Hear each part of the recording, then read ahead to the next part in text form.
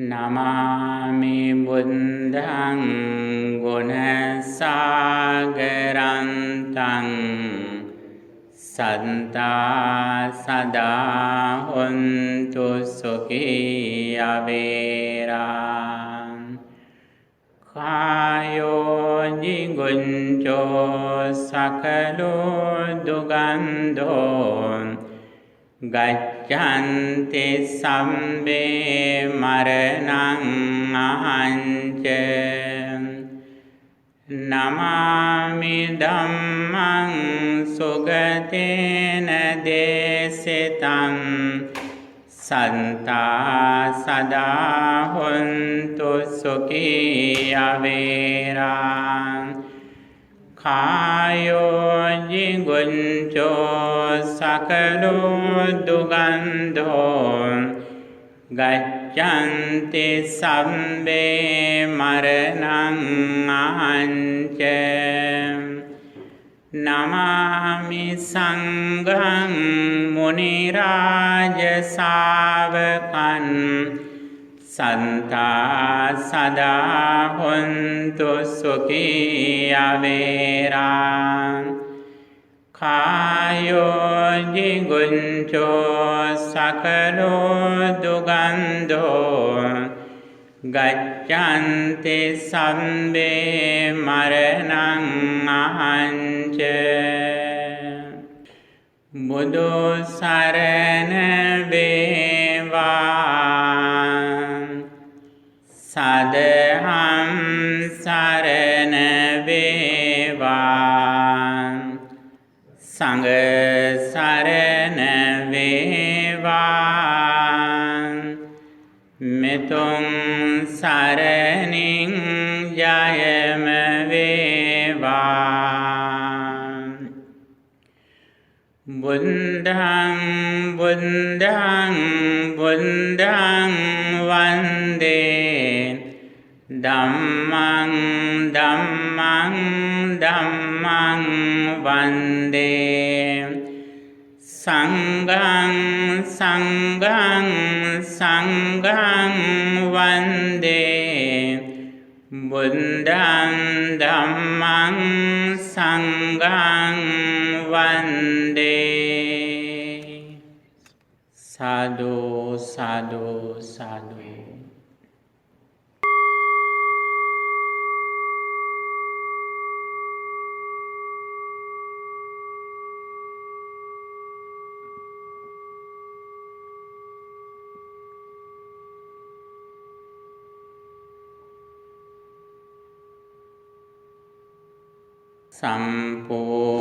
සම්පූරිතා පමිත පාරමිතා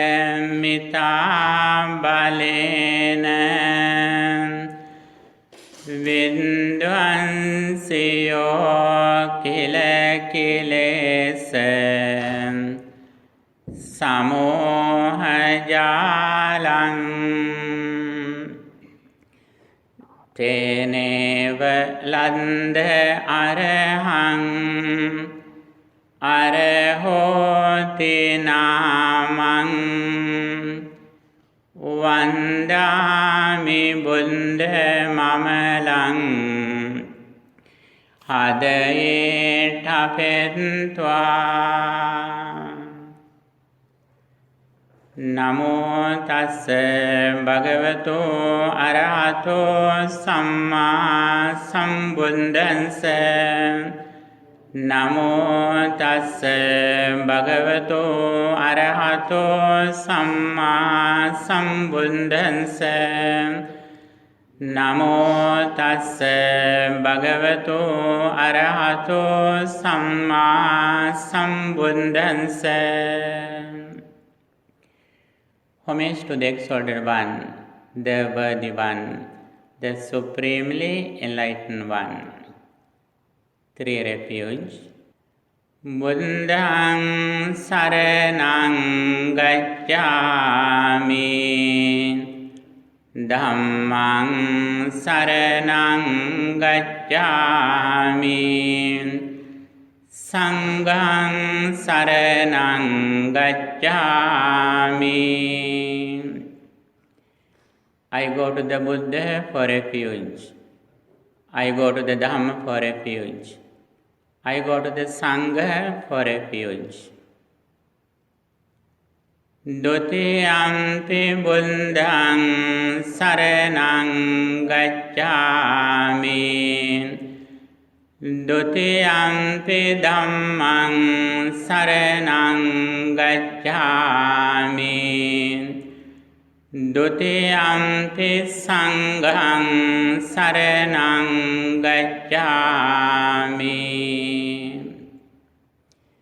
A second time, I go to the Buddha for refuge. A second time, I go to the Dhamma for refuge. A second time, I go to the Sangha for refuge. Tatiyampi buddhaṃ saraṇaṃ gacchāmi. Tatiyampi dhammaṃ saraṇaṃ gacchāmi.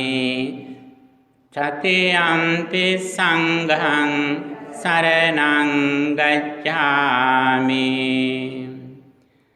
A third time, I go to the Buddha for refuge. A third time, I go to the Dhamma for refuge. A third time, I go to the Sangha for refuge. 5 precepts, Panchasila.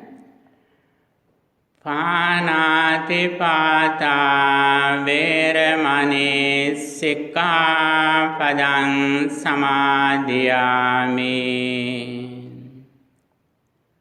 I undertake the training rule to abstain from taking life. Adinādāna veramani sikkāpadaṃ samādhiyāmi.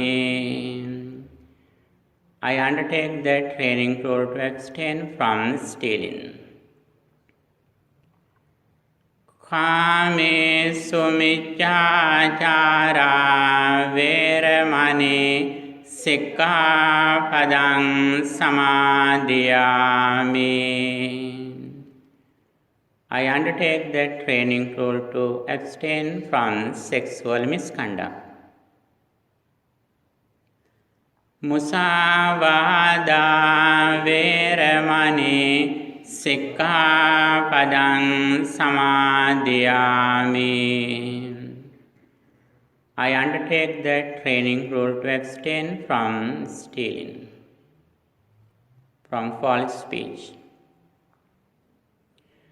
Suramēraya majjapamā daṭṭhānā veramani sikkāpadaṃ samādhiyāmi. I undertake the training rule to abstain from intoxicating drinks and drugs causing heedlessness. Sadhu, sadhu, sadhu. Friends in the Dhamma, first of all, we are going to pay our homage to the Buddha, Dhamma and Sangha. At the same time, we offer these items to the Supreme Buddha, contemplating on his noble qualities. With great devotion, you have prepared Buddha Puja, breakfast for the Supreme Buddha. Drinks, food, candles, flowers, incense, all things are prepared by you with saddha, confidence in Buddha's noble qualities. Now the time to offer these items to the Supreme Buddha. Whenever we offer something to the Blessed One, we contemplate on his noble qualities. It means we practice Buddha Hanusati Bhavana, the recollection of the Buddha. That is the time that we purify our mind from negative thoughts. We can generate positive thoughts when we think about the Supreme Buddha.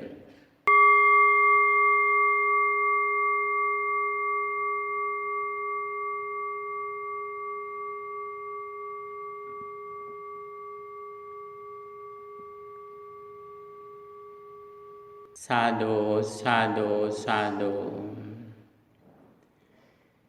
Itipiso bhagava arahang samma sambuddho vinyācarana sampanno sugato lokavidu anuntaro purisa dhamma sārati sattā deva manus buddho bhagavāti buddhaṃ jīvita pariyam saranaṃ gaccāmi vandāmi cetiyaṃ sambhaṃ sambaṭāne supatiṭṭhitam sāririka dhātu mahābodhim buddha rūpaṃ sakalaṃ sadā ganasāraṃ padintena dīpena tamadaṃ sinā tiloka dīpaṃ sambuddhaṃ pojayāmi tamonudam gandha sambhārayuntena dūpenāhaṃ sugandhinā pojaye pojanīyantaṃ pojābhājanamunt vannagandha gunopetaṃ etaṃ kusuma santatim pojayāmi munindhansa siripada saroruhe pojemi buddhaṃ kusumena nena puññena metena ca hotu mokkhaṃ puppan milayāti yatā kāyo tatāyāti vināsa bhāvaṃ adevāse tuno bhante pānīyaṃ upanāmitam anukampannupādāya patiganhātu munta adevāse tuno bhante bhojanaṃ upanāmitam anukampannupādāya patiganhātu muntama imina puñña kammena māme bālasa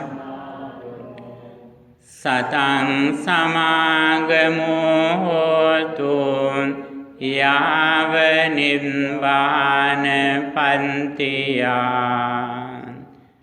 Sadhu, sadhu, sadhu. Good morning, everyone. Dear friends in the Dhamma, venerable members of the Mahasangha, we are going to start our monthly meditation retreat. First of all, I would like to welcome all of you who gathered here with the blessings of the Triple Gem, the Buddha, Dhamma and the Sangha. May you be well, happy and peaceful. May you have a very successful spiritual day, meditation day, mindfulness day. In this program, first of all, we discuss Buddha's message and also we practice Buddhist meditation.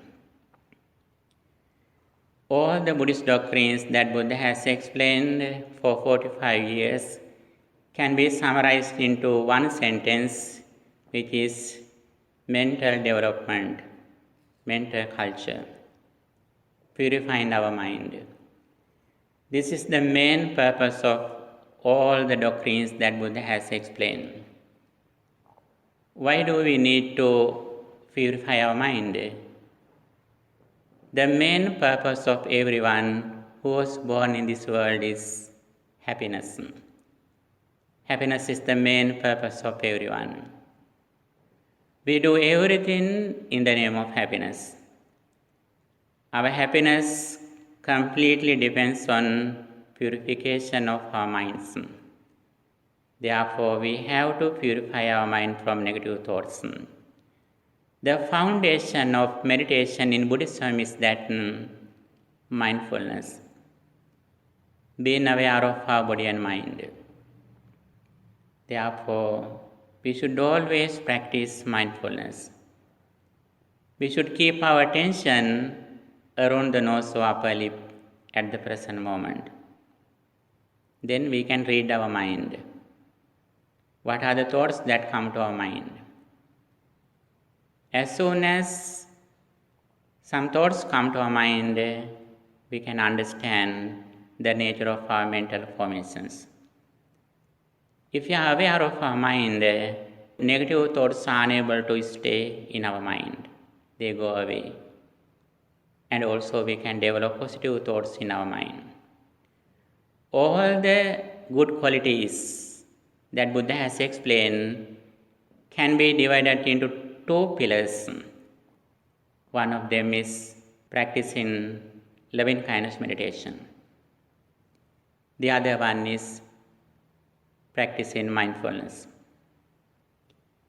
When we practice loving kindness meditation, we can make a Brahma realm in this immediate life. We are like Brahmas whenever we practice loving kindness meditation. And also, when we practice mindfulness, we can purify our mind, and also we can live with spiritual persons, with the noble disciples of the Buddha. In this entire day, if you can keep your mind with loving kindness meditation and mindfulness, you are in meditation. It means every moment you purify your mind. No matter whatever you do, please try to keep your mind in mindfulness in the present moment.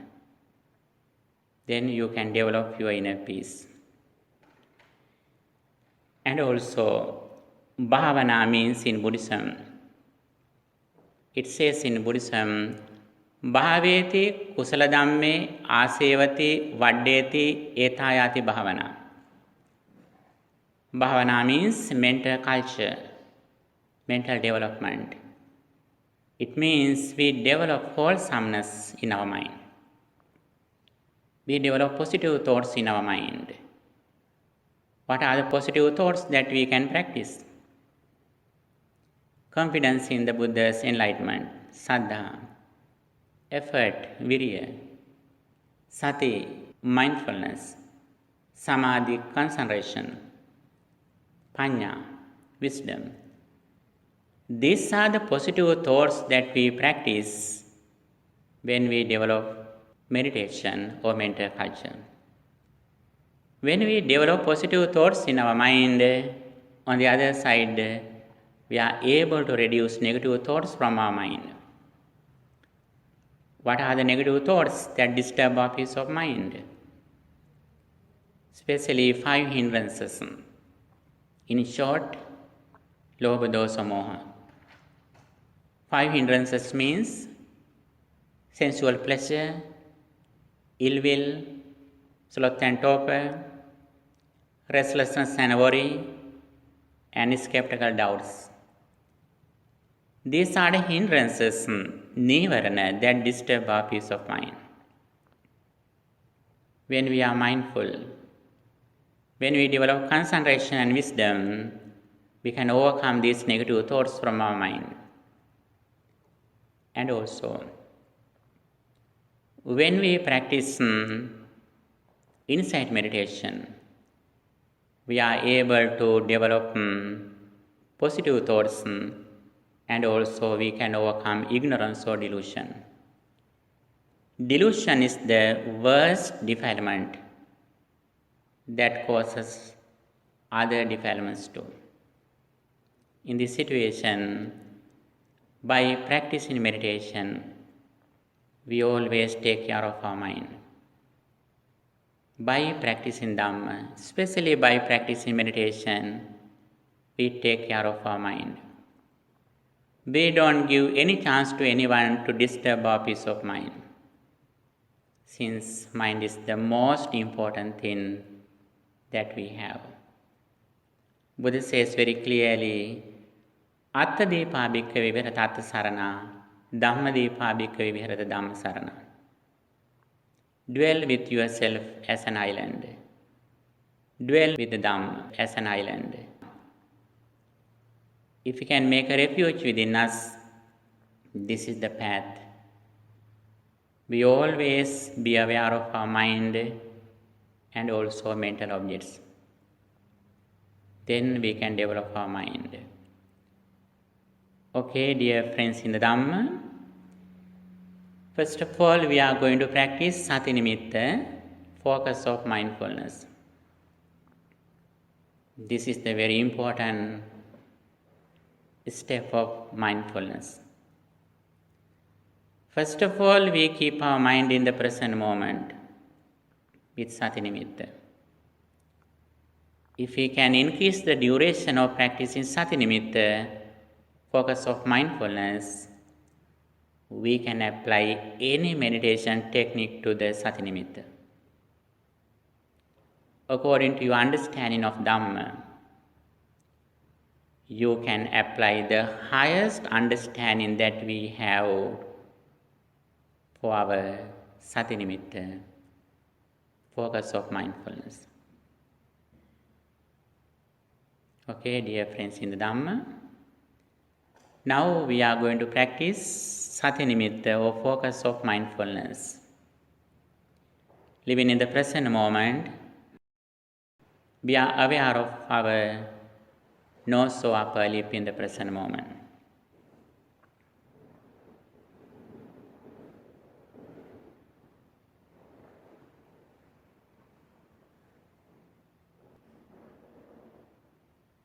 Okay, please get ready for meditation.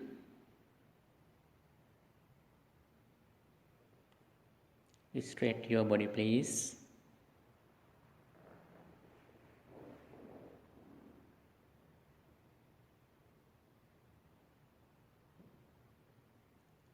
Relax your body.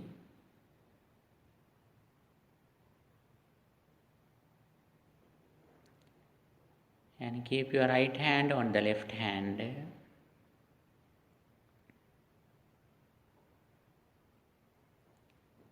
Please close your eyes gently with the sound of the bell.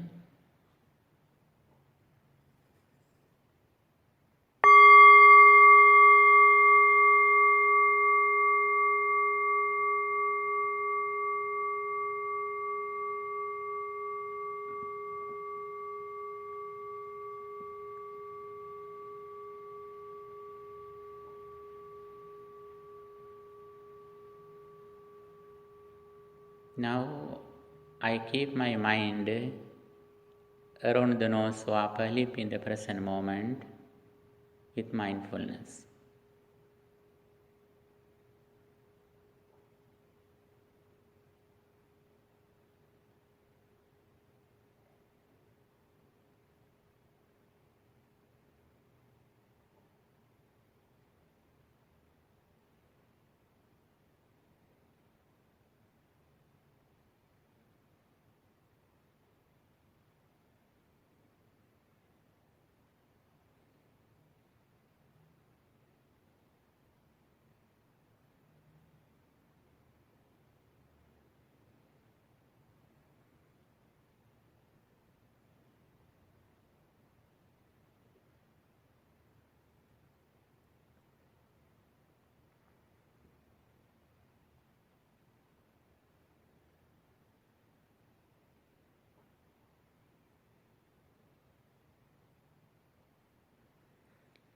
I keep my full attention around the nose or upper lip in the present moment with mindfulness.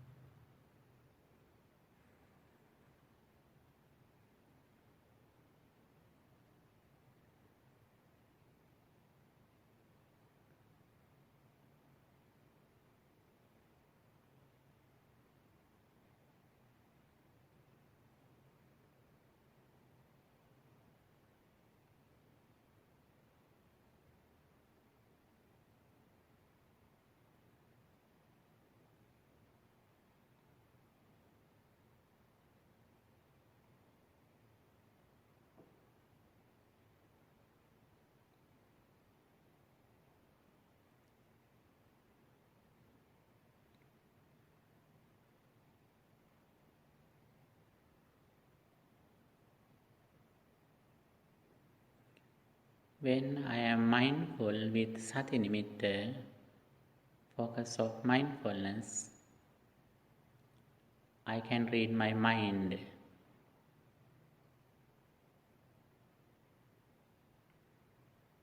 My mind is very open and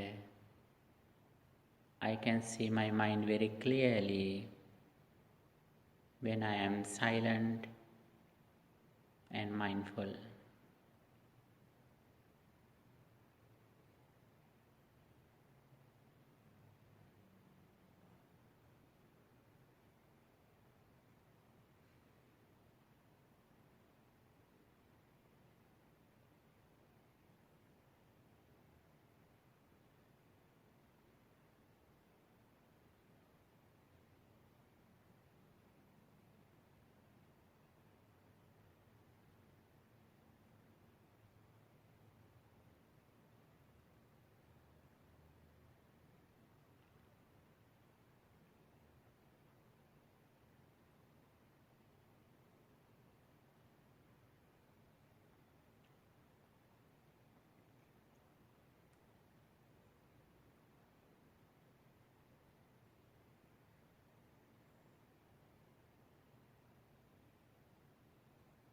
My mind is so pure and calm whenever I am mindful in the present moment.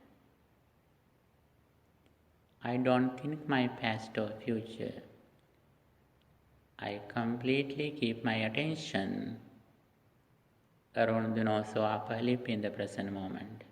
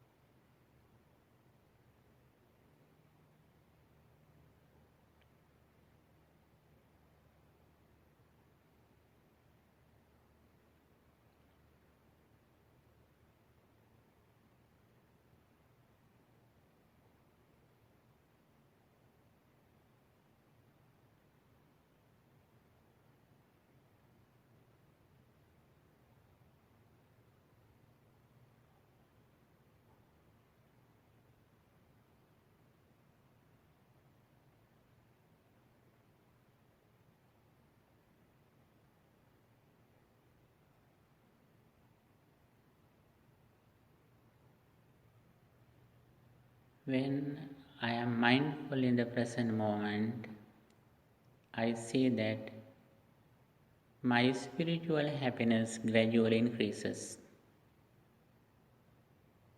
I can see the beauty of my mind.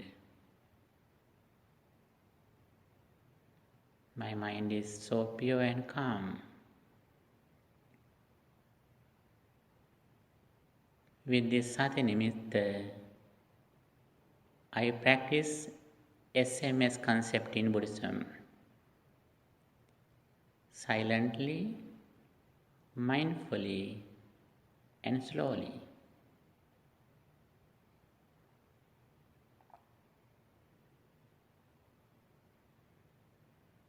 I do everything silently, mindfully, and slowly.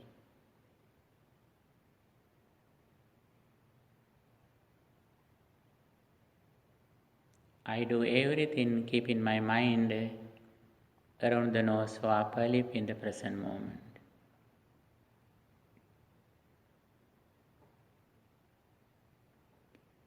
With this understanding and practice, I open my eyes very gently with the sound of this bell.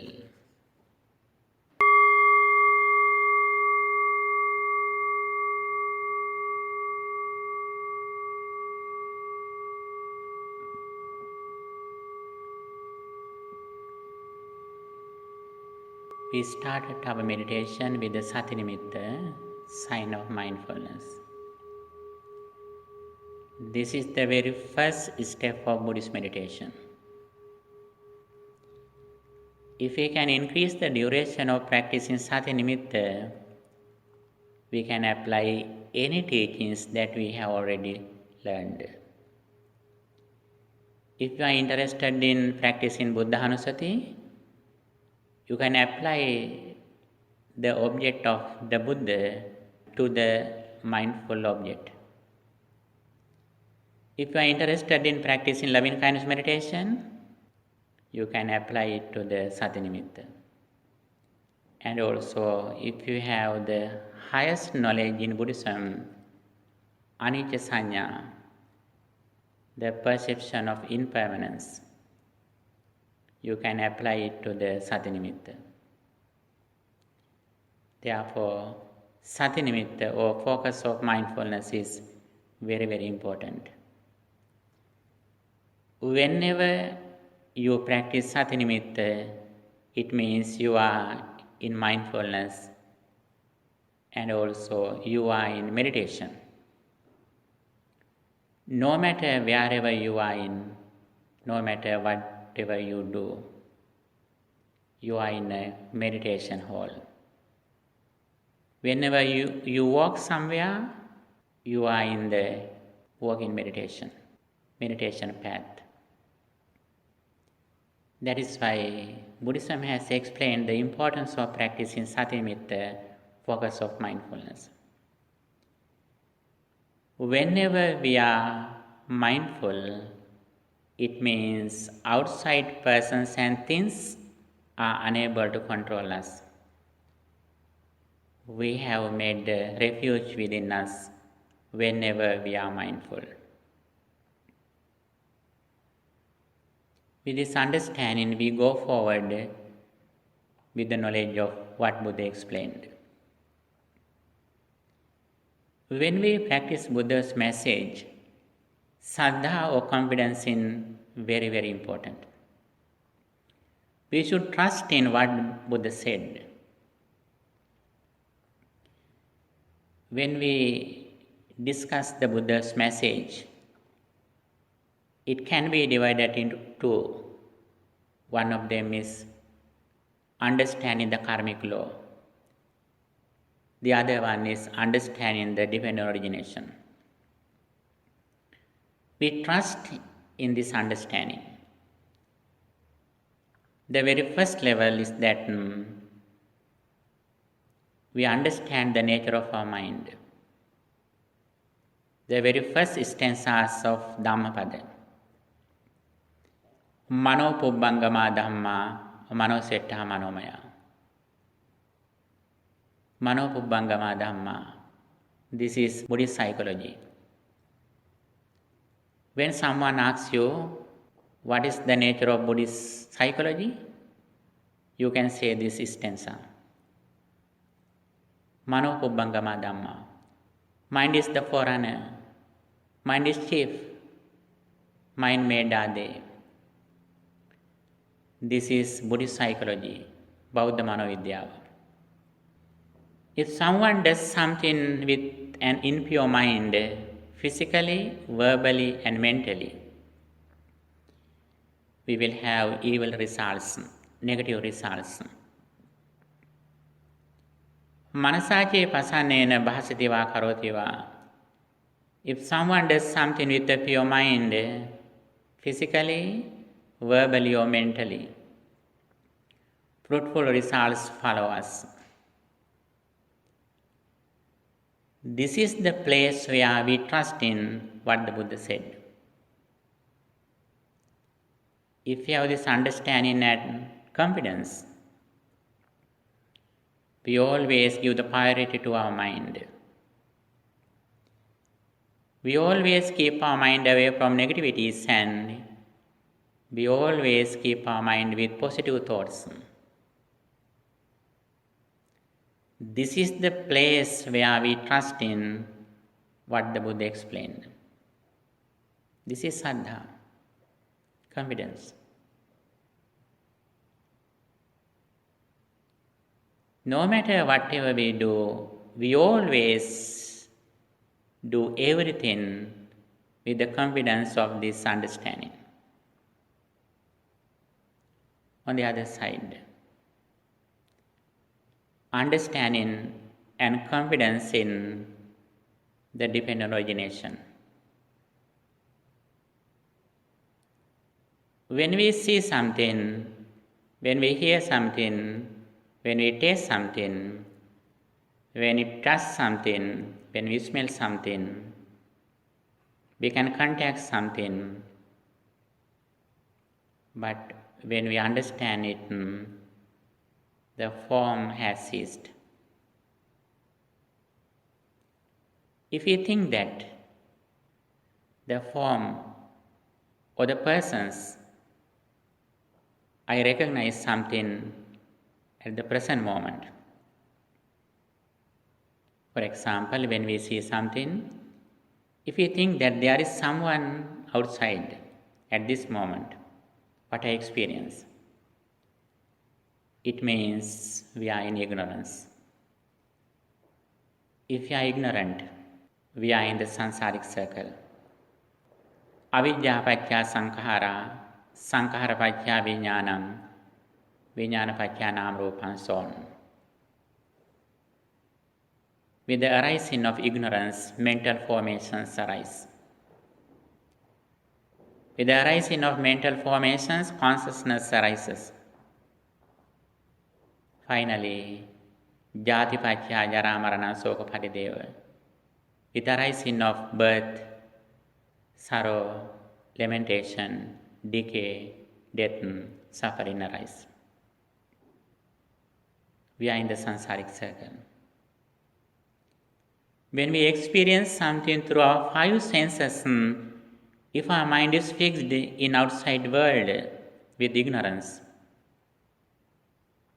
it means we are in the samsaric circle and we have to suffer when outside world changes.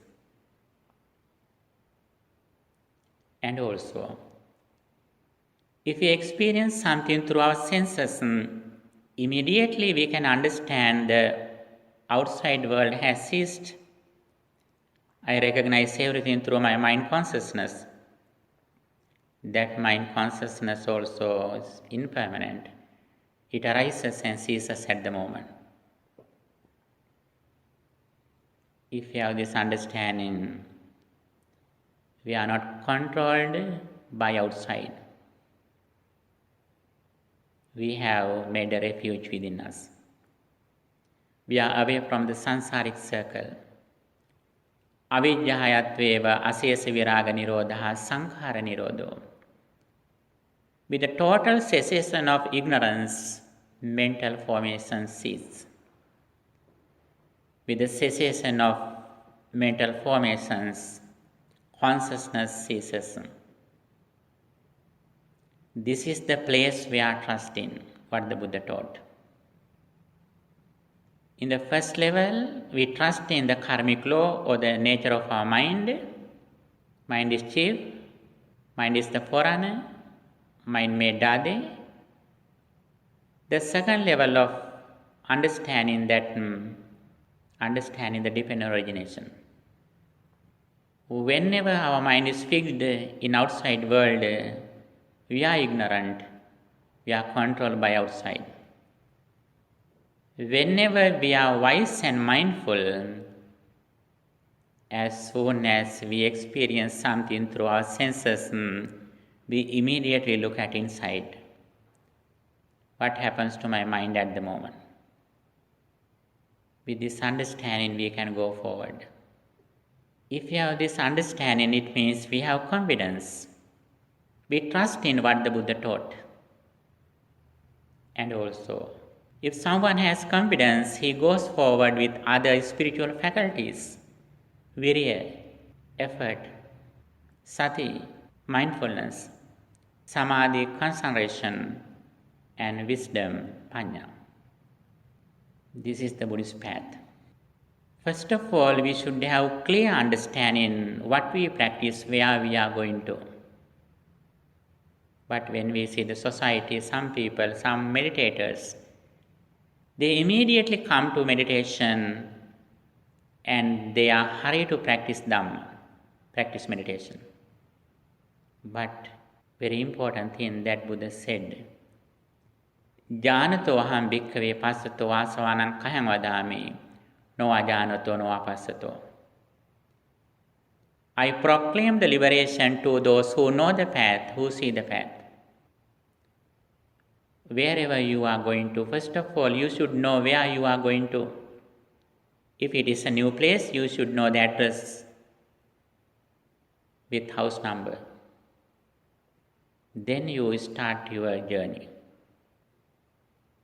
When we start our meditation, we should understand the nature of our life. How suffering arises and how suffering ceases.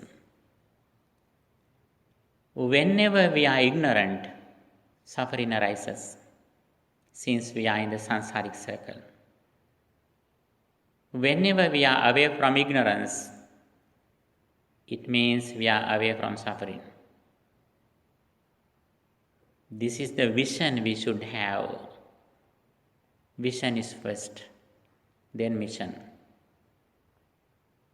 What is the vision?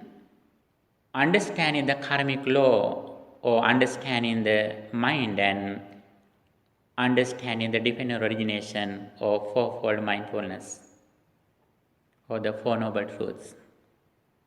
With this understanding, we gradually go forward. Okay, friends in the Dhamma, now we practice meditation. Again, we come to the Sati Nimitta, focus of mindfulness, and we practice Buddha Hanussati Bhavana, the contemplation of the Buddha, the recollection of the qualities of the Buddha. Whenever we think about the Buddha's noble qualities, our mind is so pure and calm. When we think about the Buddha, negative thoughts don't come to our mind, since our mind is so pure and calm with the awareness of the Buddha.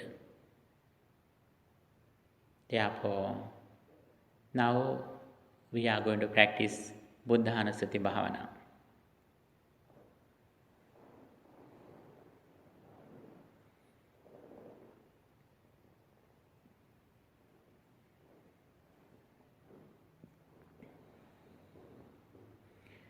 Okay, please relax your body again.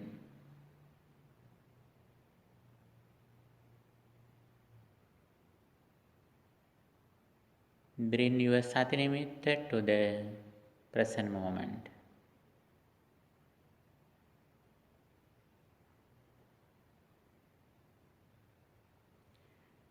Please bring your mind to the Sati Nimitta in the present moment.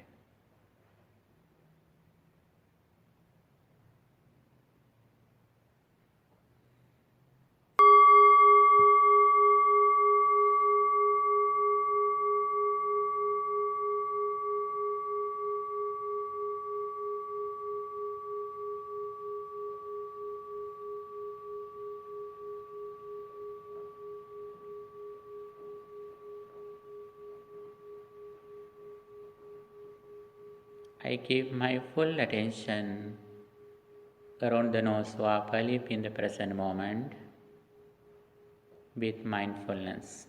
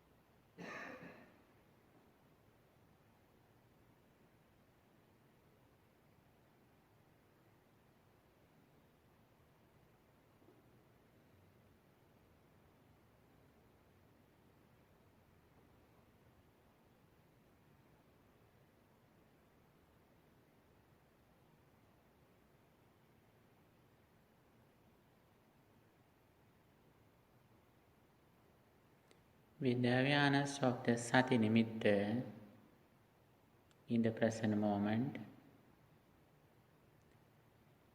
I am going to practice Buddha Hanusati, the recollection of the qualities of the Blessed One.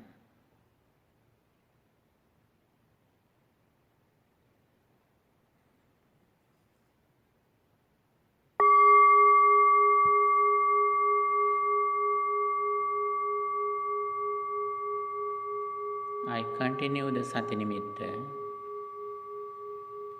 At the same time, I think about the Supreme Buddha. My spiritual teacher, the Supreme Buddha, is in front of me.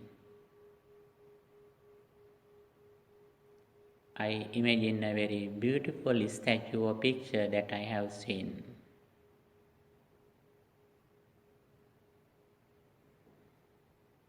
The Buddha is the person who developed his mind to the maximum level with great compassion and wisdom.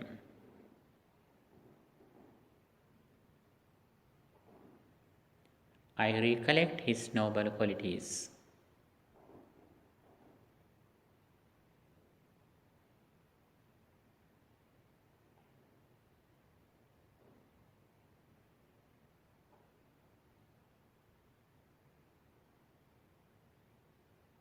Such indeed the exalted one,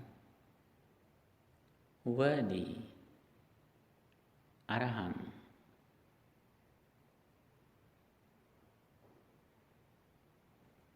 The Buddha eradicated all the defilements from his mind, craving, anger, and delusion are completely eradicated by the Blessed One. He is the worthy of offerings of the world. For this quality we say that Araham.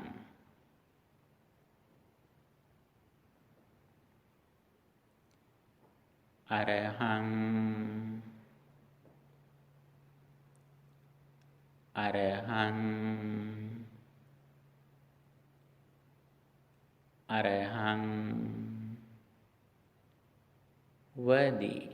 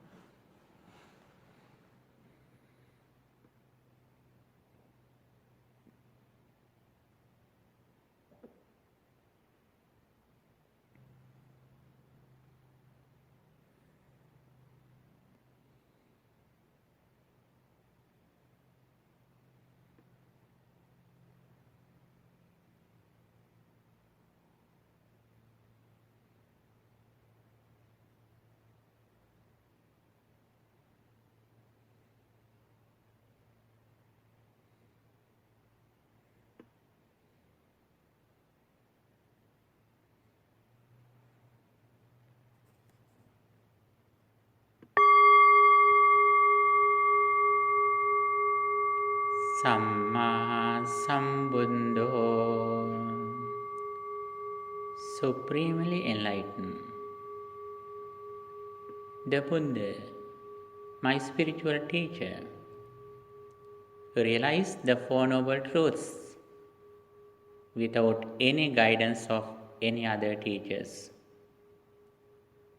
He himself realized the Four Noble Truths.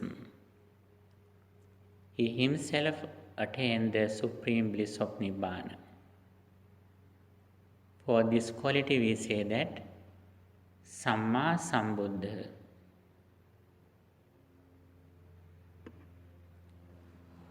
Samma Sambuddho. Samma Sambuddho.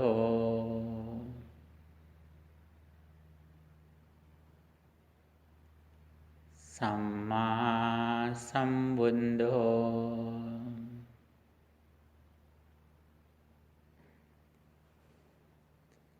Supremely enlightened.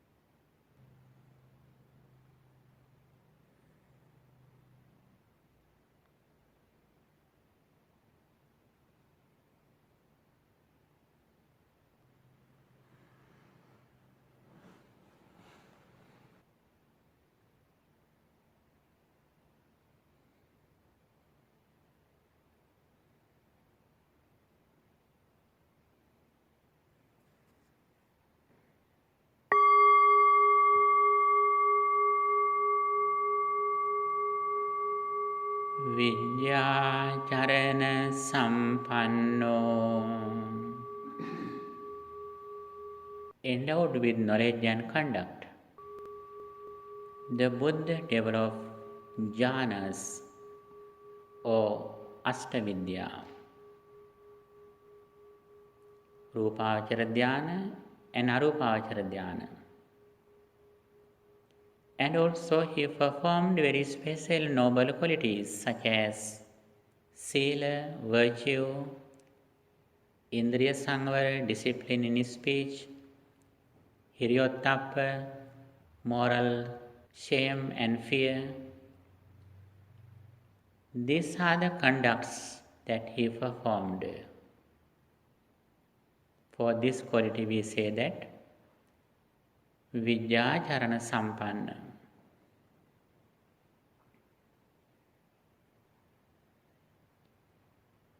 Vidyacharana Sampanno.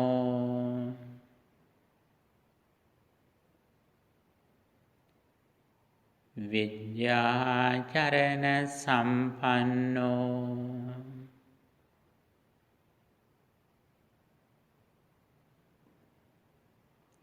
Vidyacharana sampanno.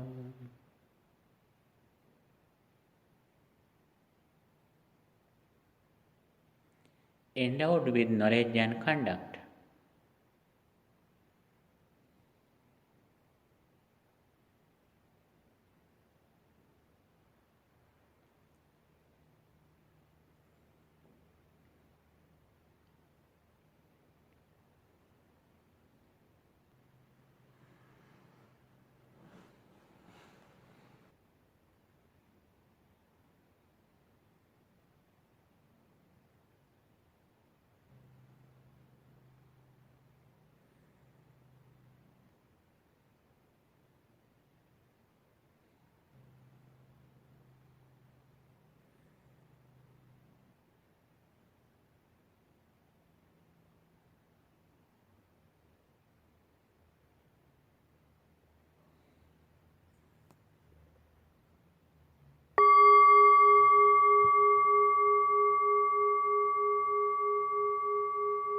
Sugato will go on. The Supreme Buddha attained enlightenment with a very spiritual journey, with a very pleasant walk-in. He came to the Buddhahood. And also he used very sweet, meaningful and pleasant words. His speech is very pleasant and meaningful. For this quality we say that Sugata will go on.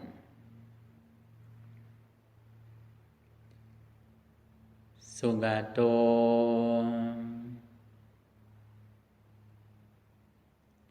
Sugato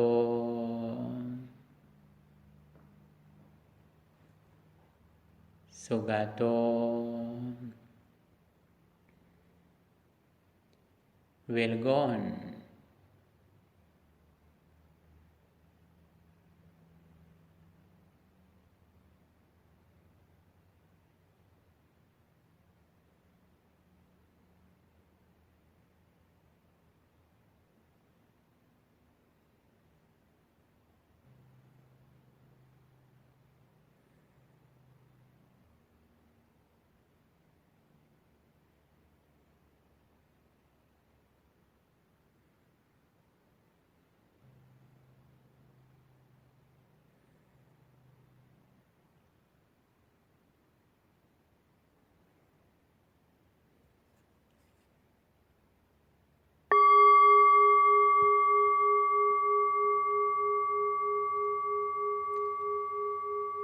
Lokavidu,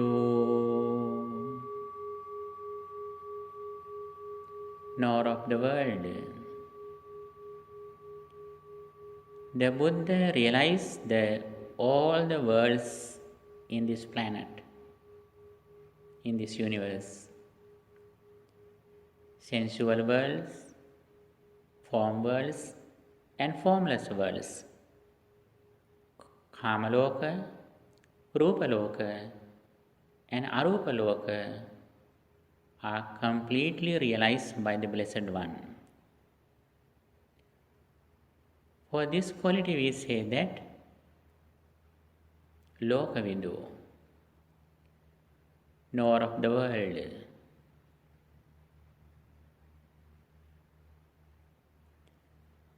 Lokavidu,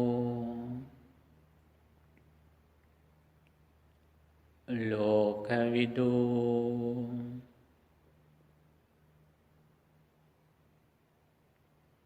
Lokavidu,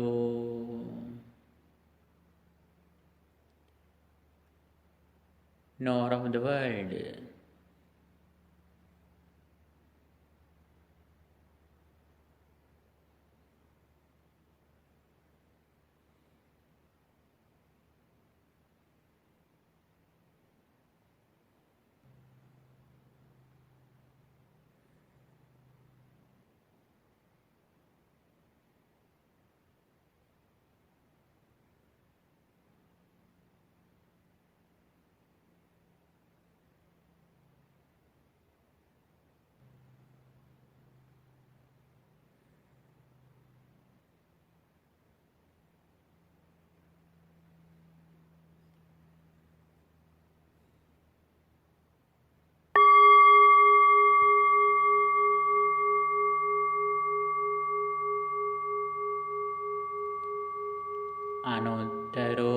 Purisa Dhamma Sarathi. Incomparable trainer of persons to be tamed. The Buddha tamed very dangerous beings in this world.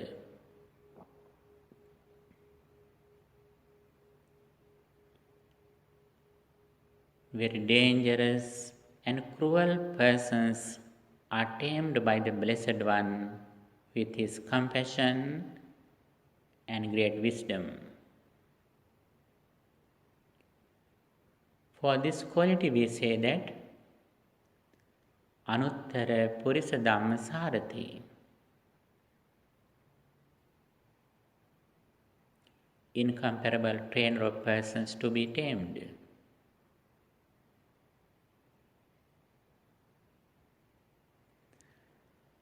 Anuttaro Purisa Dhamma Sarathi.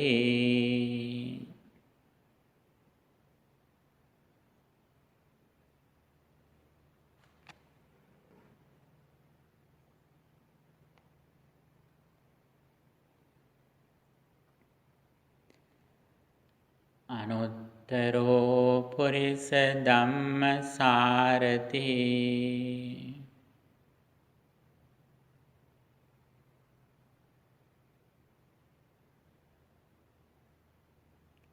Anuttaro Purisa Dhamma Sarathi.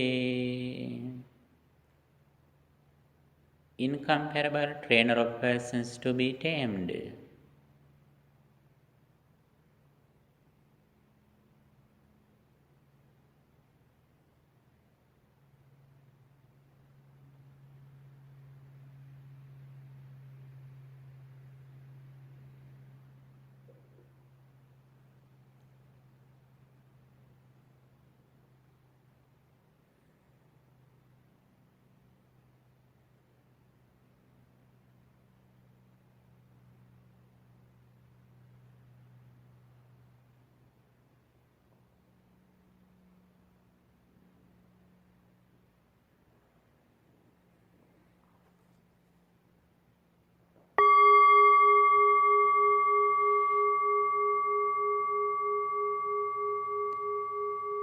Sattha Deva Manussanam.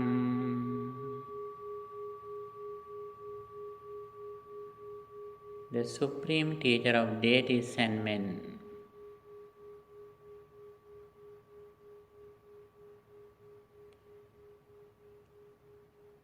Buddha explained his message to human beings and deities too. Deities and men are taught by the Blessed One. He guided many human beings and devas and brahmas in this universe. For this quality we say that Sattha Deva Manussanam.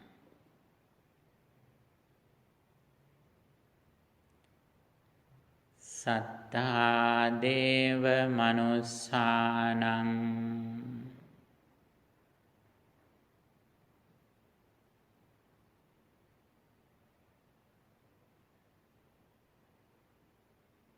Sattha Deva Manussanam.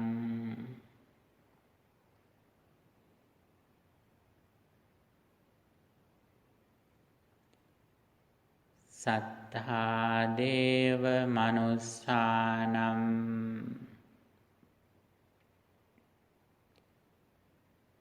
The supreme teacher of deities and men.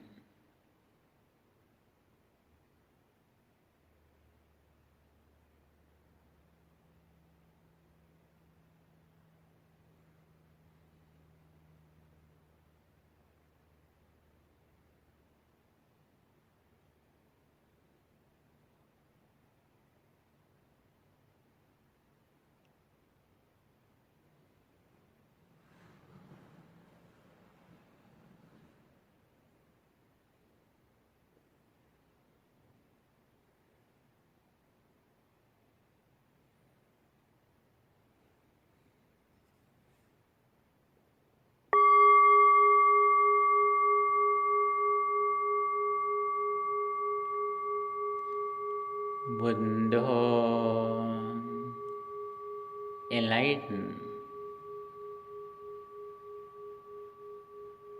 The Supreme Buddha realized the Four Noble Truths, and also he explained this message to the world for their understanding. The Buddha guided the people in this world, explaining his noble message, the Four Noble Truths. For this quality we say that Buddha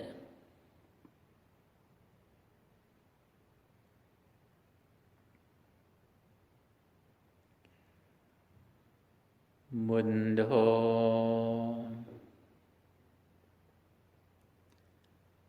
Buddho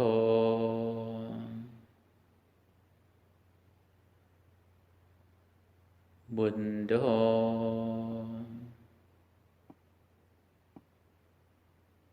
enlightened.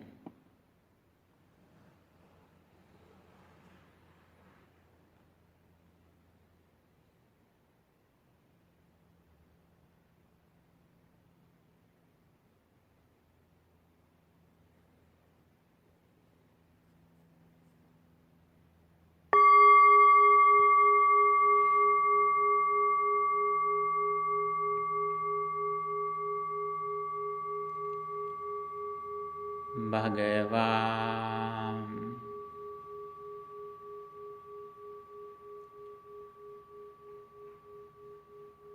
exalted.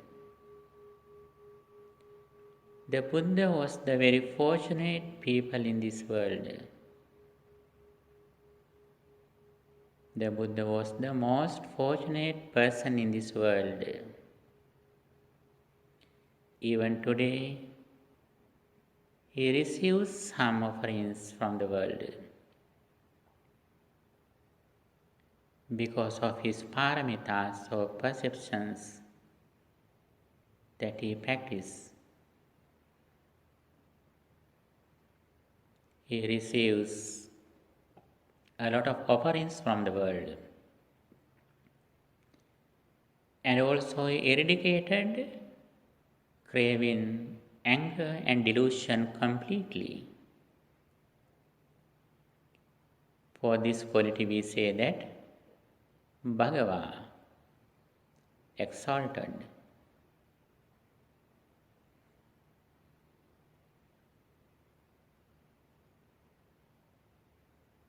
Bhagavan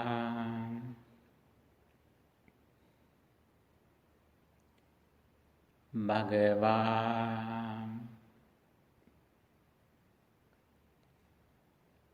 Bhagavan exalted.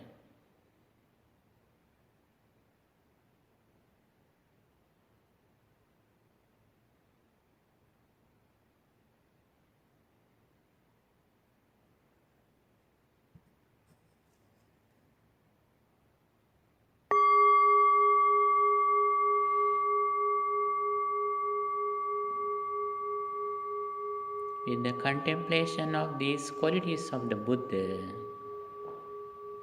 I am confident in his understanding.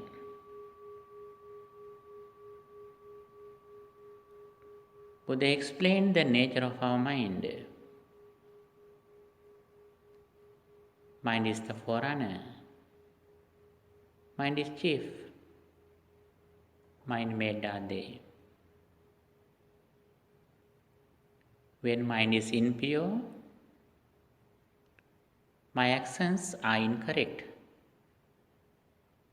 The results are evil, unpleasant. And also, when my mind is pure and calm, my activities are correct. Then results are fruitful, pleasant. I trust in this message, what the Buddha taught. with this understanding, I keep my mind always pure and calm. I am aware of my mind, the present moment.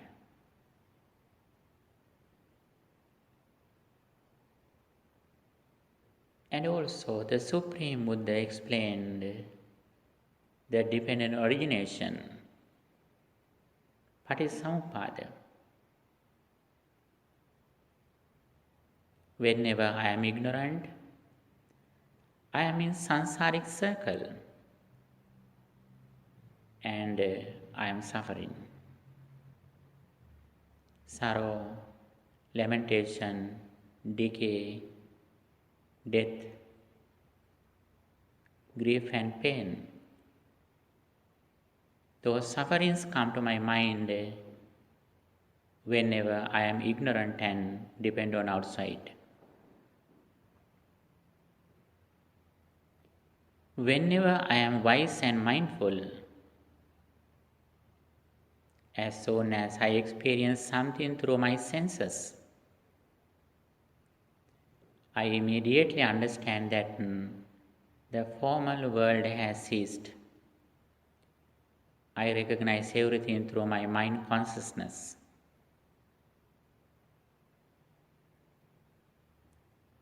When I recognize something through my mind consciousness, my five senses, eye, ear, nose, tongue and body have ceased. And external objects also have ceased. All the material world has ceased when I recognize something through my mind consciousness. I trust in this message and I always keep my mind in this reality. I always look at my mind consciousness.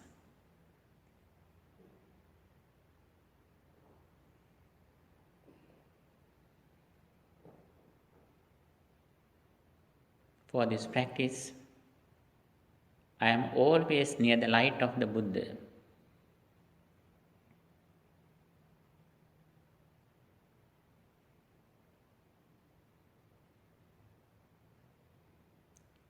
I am always in the shadow of the Buddha with his great compassion and wisdom.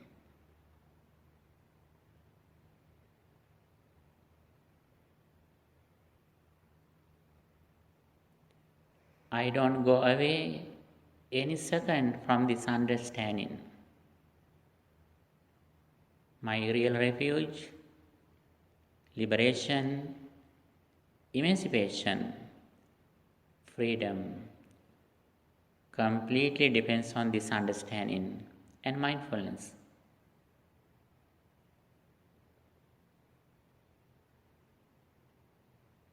I am practicing this path under the shadow of the Buddha.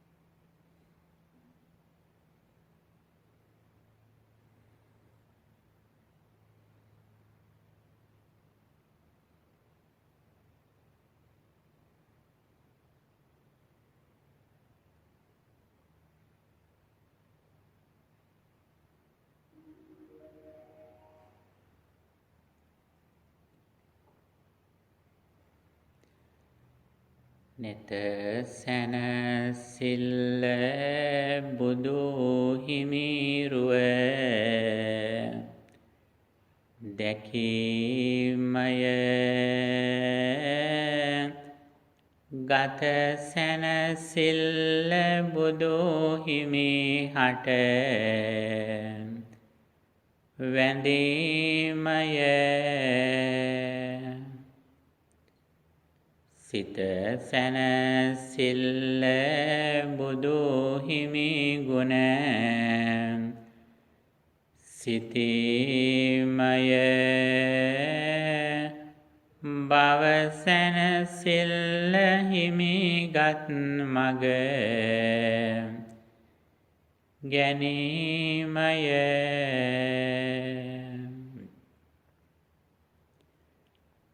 නෙතට ඇති සැපය බුදුරුව දැකීමය ගතට ඇති සැපය බුදු හිමි වැඳීමය සිතට ඇති සැපය බුදු ගුණ සිතීමය මෙමට ඇති සැපය සසරින් මිදීමය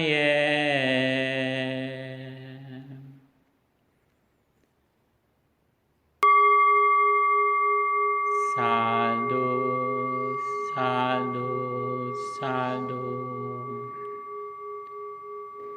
Dear friends in the Dhamma, now you practice Buddha Anusati Bhavana, the contemplation of the qualities of the Buddha. Whenever we recollect the qualities of the Buddha, our mind is like a room for the Buddha. We are living near the Buddha. At the moment, our mind is so pure and calm.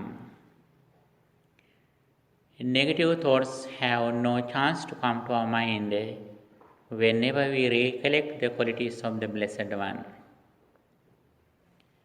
That is why Buddha Anusati Bhavana, the contemplation of the qualities of the Buddha, is one of the meditation techniques that helps us to purify our mind. Not only we think the Buddha's virtues or noble qualities, but especially we recollect the nature of the Dhamma, what the Blessed One explained. As I mentioned earlier, the Buddha explained the nature of our mind. And also the Buddha explained the nature of the world, our experience. When we contact something through our senses, at the moment, we can contact something. We can contact the material world, persons. As the result of our previous actions, the 5 aggregates arise at the moment, every moment. When we contact something, we can see forms there. But it is very instant. It arises and ceases at the moment. When we recognize it, the very first experience has already ceased. When you look at here, you can see something. You may think that I am experiencing something at the moment. But the very important thing, when you recognize this material world, the very first experience has ceased. For an example, when you drive, you always look at inside. You always look at front. When you look at front, you are in back. You are on the wheels of the vehicle. But always you think that you are living front. You drive, look at the front, but always you are in back. Where you are in now is that it has passed. You always are sitting in the past experience, but always you look at front like that. When you see something, when you hear something, when you smell something, when you taste something, the senses have ceased. External objects also have ceased, but our ignorance doesn't believe it. Our ignorance, the main cause of suffering, always invites us to come to the material world. He is very friendly with us. Ignorance is very friendly with us always. He always invites us to, please come to near me. He invites us to come to the material world. If we come to the material world, what happens to us? We are in the samsaric circle, and also we are not away from suffering. When the outside world changes, we have to face the suffering of decay, death, illness, separation, so on. If you want to overcome this suffering, Buddha has explained the path. The path is very clear. What is the path? Yes, the path is that the Noble Eightfold Path, or three disciplines, Sila, Samadhi, Panya, or Samatha Vidarsana, tranquility and insight meditation, or mindfulness, Sati, or finally Panya, wisdom, reflecting on arising and ceasing of our all experiences. 5 aggregates, 6 internal senses, 6 external objects, Namarupa, mentality and corporeality, Namarupa Vijnana, mentality, corporeality and consciousness. Everything is impermanent. Everything arises and ceases. When we practice Samatha Bhavana or concentration meditation, we are in the present moment with outside material world. This is very, very important. This is very, very, very, very, very important. When you practice Samatha Bhavana, you are with the material world. You contemplate on something in the present moment when you practice Samatha Bhavana. Samatha Bhavana belongs to the Sammuti Satya, or the present world.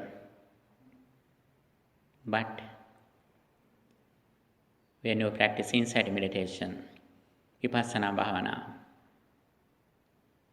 you contemplate on the past which already has ceased. Reflecting on the present moment or the present world belongs to the Samatha or Sammuti Satya. Reflecting on the past which already has ceased. That belongs to the past. That is Vipassana Bhavana. When you practice Vipassana Bhavana, reflecting on impermanence of the past, you release the present moment, the present material world. That is the Anupada Nirodha, the cessation of not arised. But when we practice Samatha Bhavana,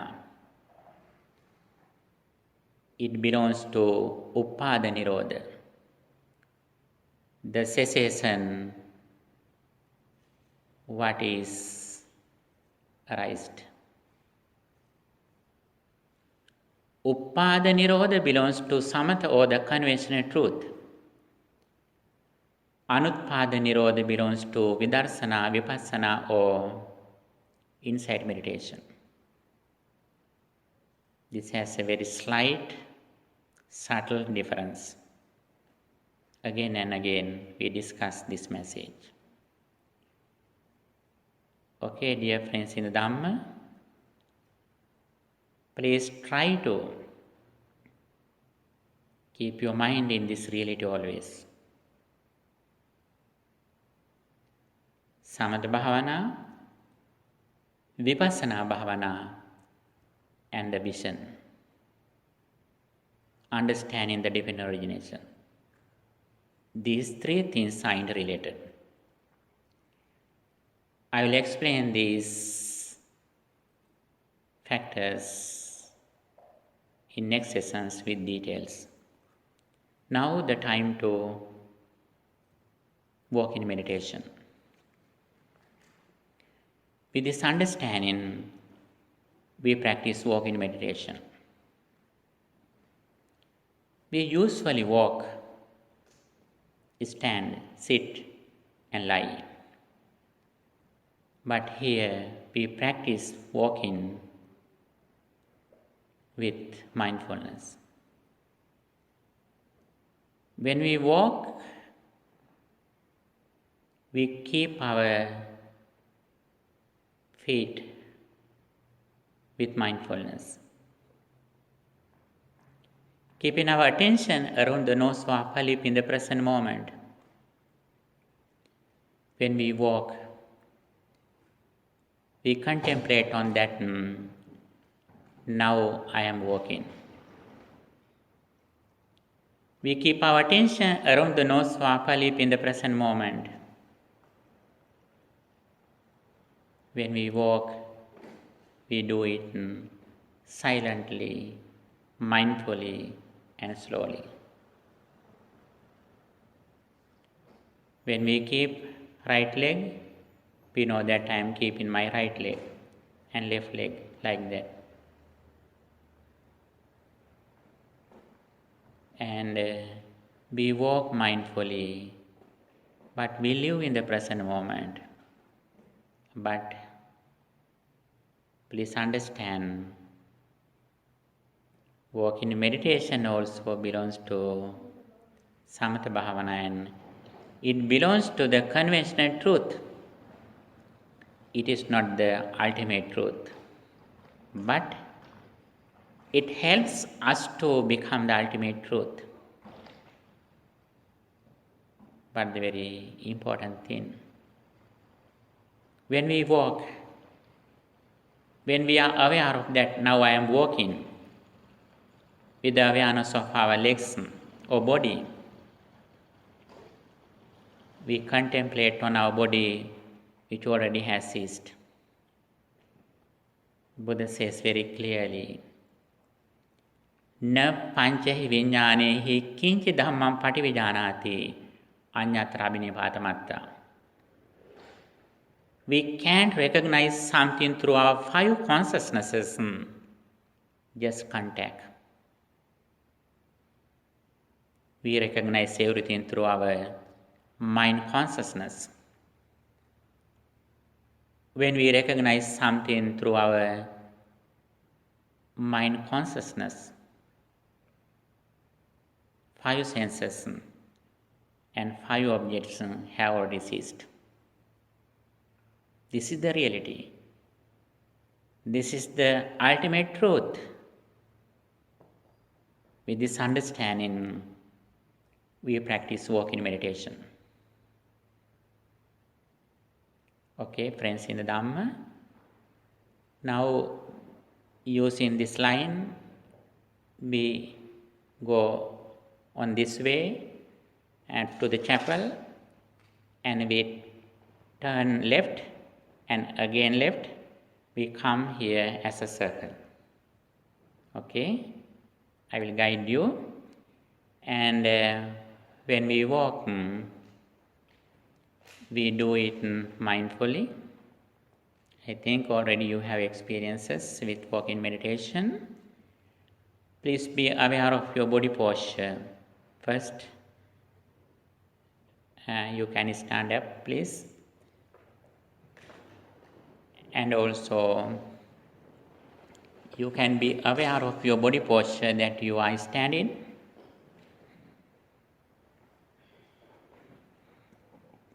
And we will walk mindfully with the full awareness of our body. But we keep our attention around the nose properly with sati nimitta, the focus of mindfulness. But we focus on our mind object mentally, not physically. And we are aware of our physical body, keeping our attention around the nose or upper lip. When we walk, we are aware of our body, and also if you are familiar or if you like, at the same time, you can practice Dhatu Manasikara, the contemplation of 4 elements, or Patavi, Apo, Tejo, Vayo, earth element, water element, fire element, and air element. When you keep your legs, if you can understand, this body consists of 4 fundamental elements: earth element, water element, fire element, and air element. But especially, we keep our attention around the nose or upper lip with the sati nimitta. At the same time, we are aware of our body posture, and also when mind gradually concentrates, we can contemplate on Dhatu Manasikara. This body consists of 4 fundamental elements. They are Patavi, Apo, Tejo, Vayo. Okay, let's start our walking meditation session.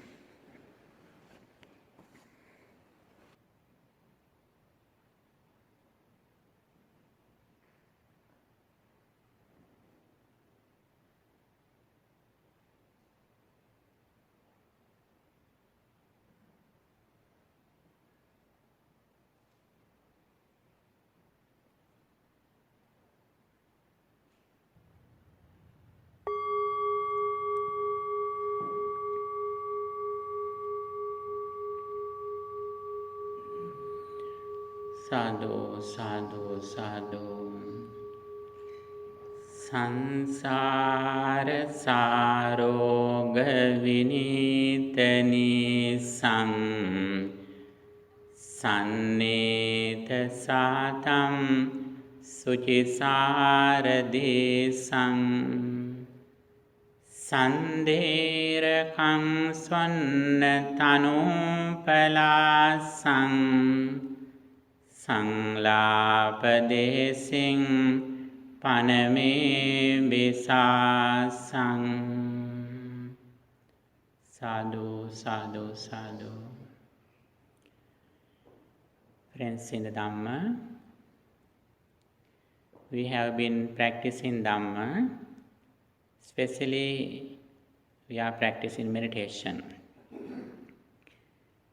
Practicing meditation means protecting our mind, cultivating our mind, developing our mind, and purifying our minds. That is the purpose of Buddhist meditation.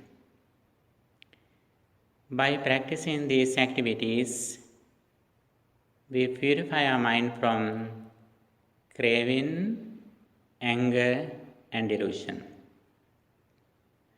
The purpose of concentration meditation is to overcome craving or greed and anger or ill will. The purpose of practicing Vipassana Bhavana or insight meditation is to reduce ignorance or delusion, avidya. When we practice meditation, we should have clear understanding what we practice, where we are going to, where we are in. That is very, very important. When you practice a meditation technique, you should understand whether I practice a tranquility meditation technique or insight meditation. When you practice tranquility meditation or concentration meditation, you should not be hurried to reflect on impermanence. The purpose of tranquility meditation is to concentrate our mind in the present moment. That is the purpose of practicing concentration meditation. And also we should understand concentration meditation belongs to the conventional truth. There we can see ignorance. Still we have ignorance when we practice tranquility meditation. For example, when you contemplate on 4 fundamental elements, Dhatu Manasikara, we reflect on Patavi, Apo, Tejo, Vayo. Whenever you think that these 4 things, or Patavi, Apo, Tejo, Vayo, actually, even though we think that I contemplate on the present 4 fundamental elements, actually they have already ceased. We take them with our ignorance. Not only that, when I preach Dhamma to you, I create the audience. I may think that there are some people in front of me. Actually, I create you through my mind consciousness. It belongs to ignorance. But when I consider the ultimate truth, I understand that I have created the audience. I have created the audience which have already ceased. That is the reality of this situation. But I should be aware of this nature if I have heard the Buddha's message clearly. But we practice concentration meditation even though we are still in ignorance. Why do we practice concentration meditation if it belongs to ignorance?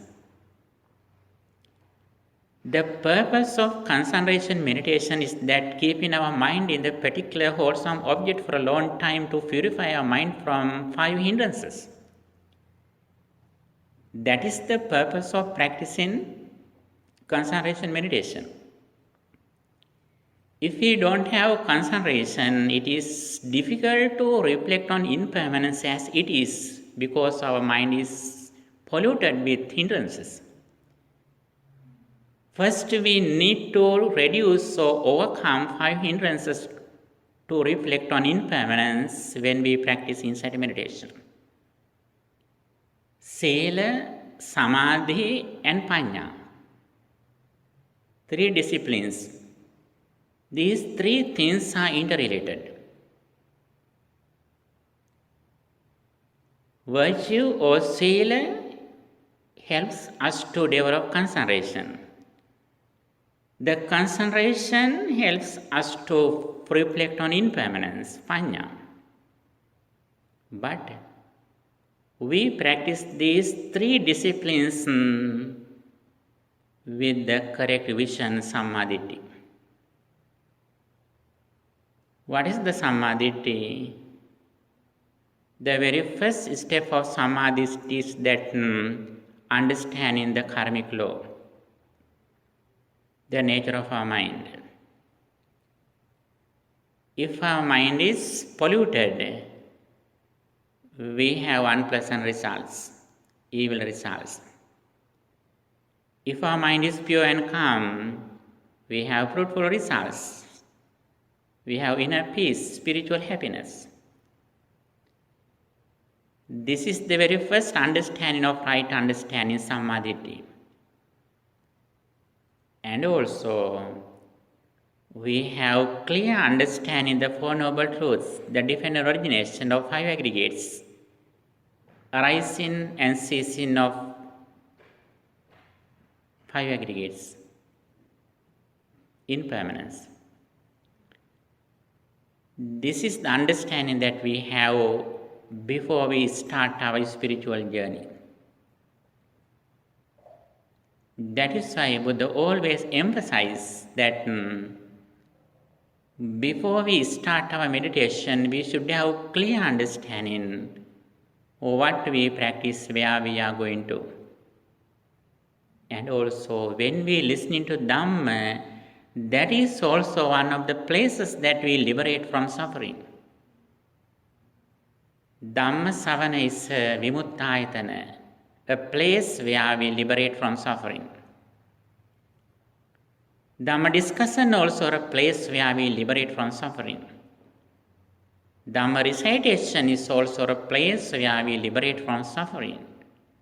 And meditation, bhavana, is also a place where we liberate from suffering, vimuttayatana.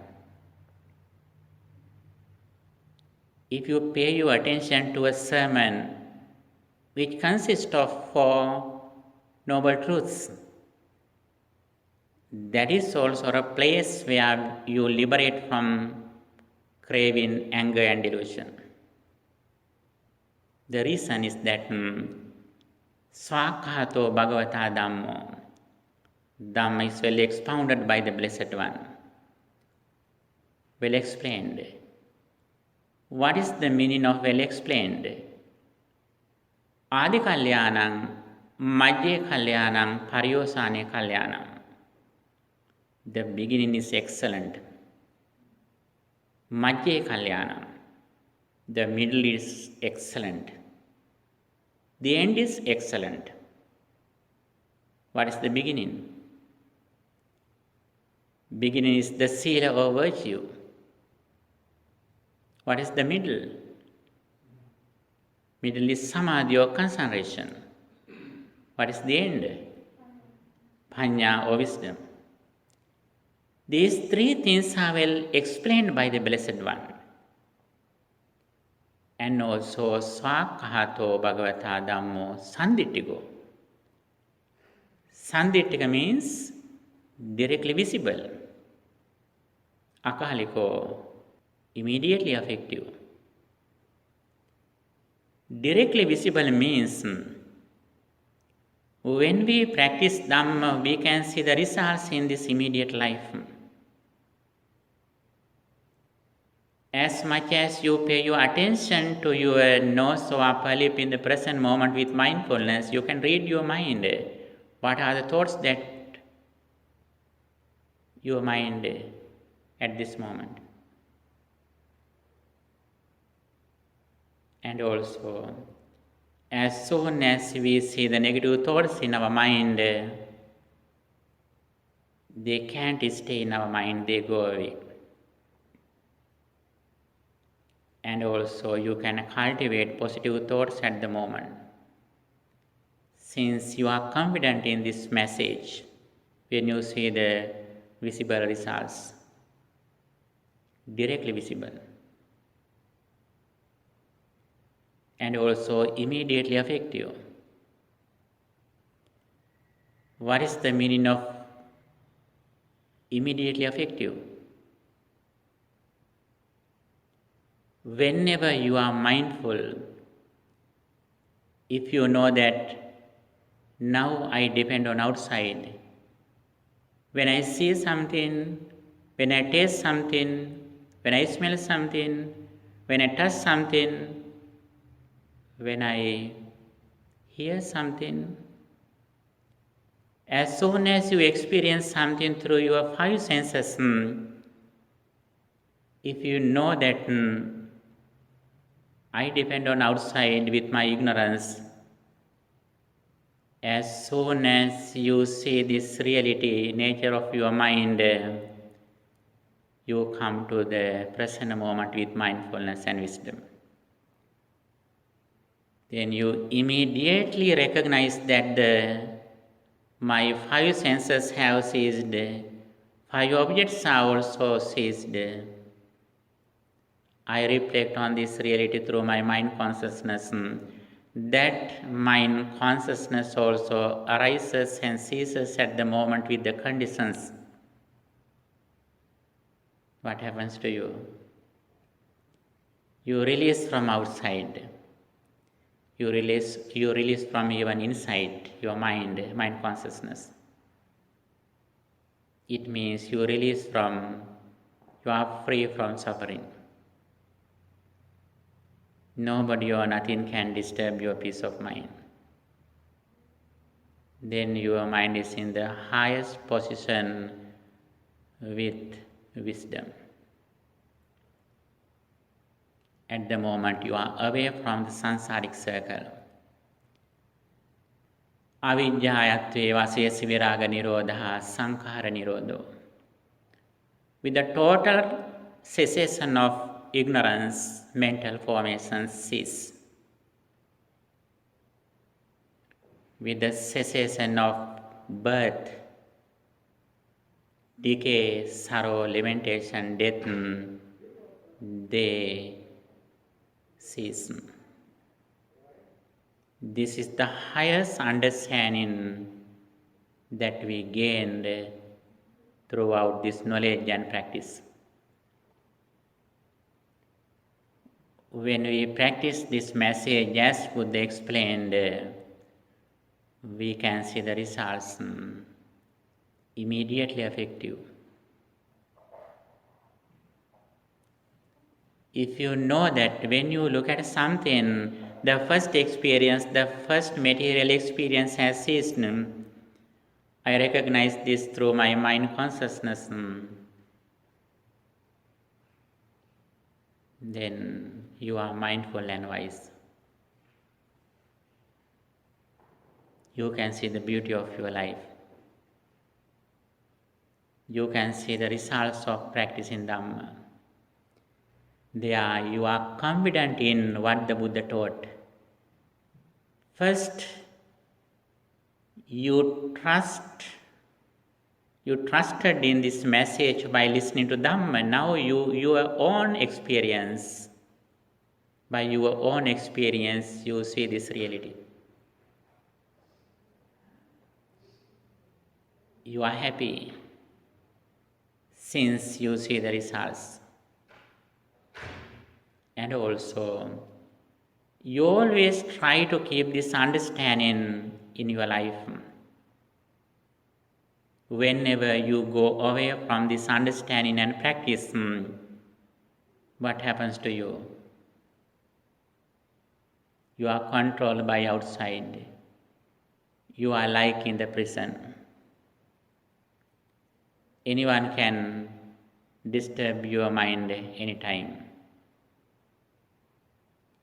If you are skillful, if you are successful, You should not give any chance to anyone to disturb your peace of mind.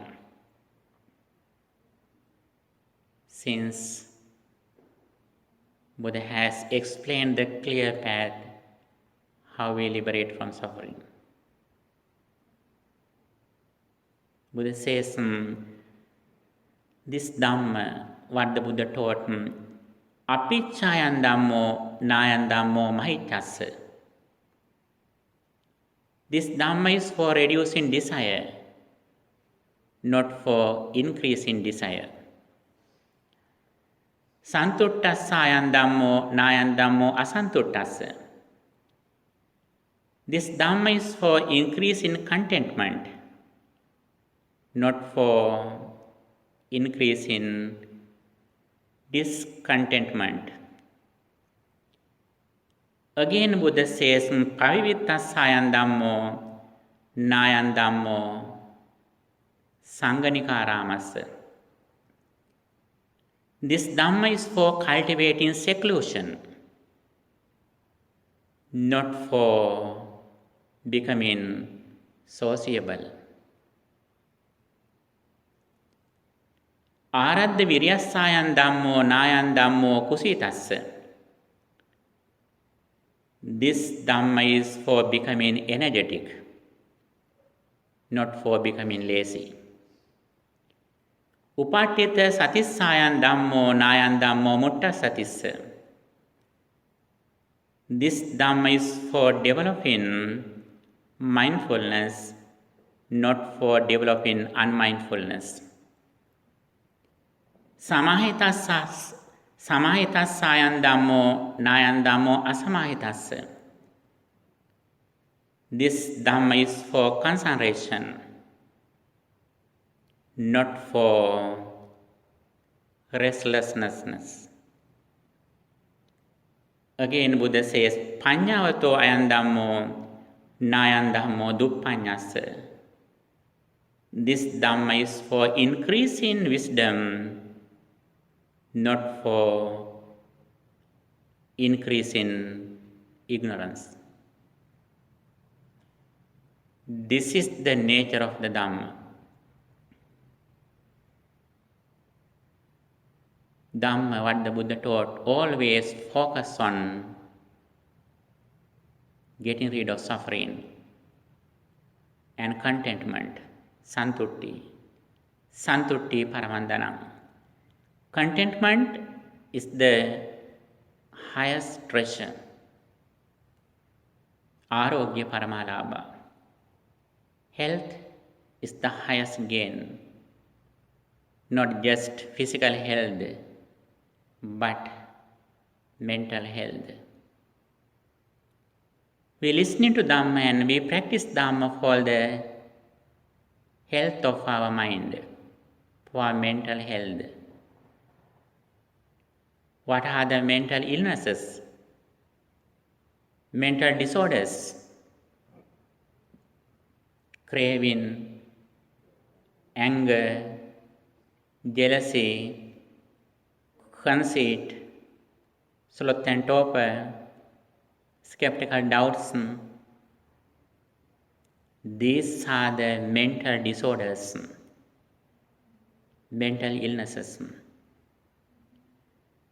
We reduce these mental illnesses, mental disorders, practicing Dhamma, especially practicing meditation. What is the worst mental illness? Ignorance or delusion. What is the ignorance? Ignorance means, yes, not knowing the Four Noble Truths. Especially when we experience something, if we think that before I experience, there was something outside. After I experience, there is something which remains. That is true according to the conventional truth. When we go to the highest understanding, the ultimate truth, We create the world at the moment, in the present moment. There is nothing which is ready-made. We always create the world. The world appears according to our senses. Our senses appear according to our present mental situation. According to our present mental situation, we create the senses. According to senses, we experience the outside world.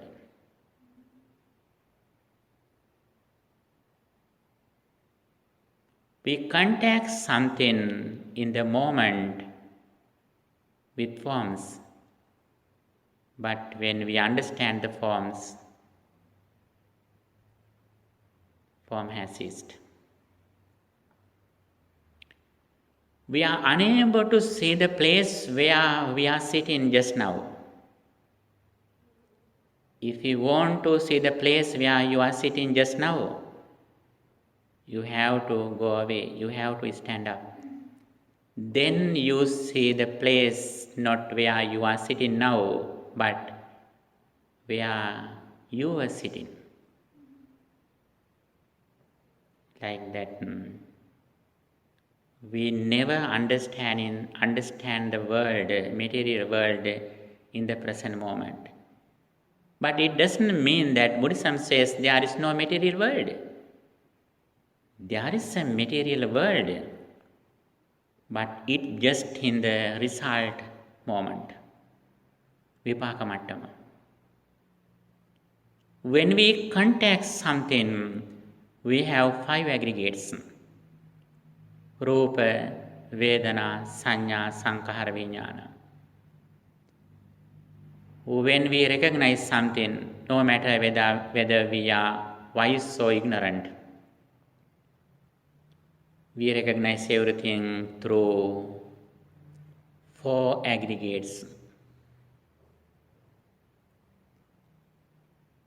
When we do some wholesome activities or even wholesome activities, there are only 4 aggregates.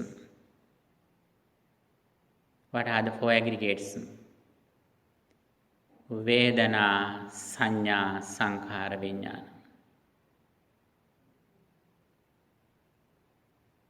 We never associate some material worlds, material persons or persons. We always associated something after the material world has ceased. How we are ignorant.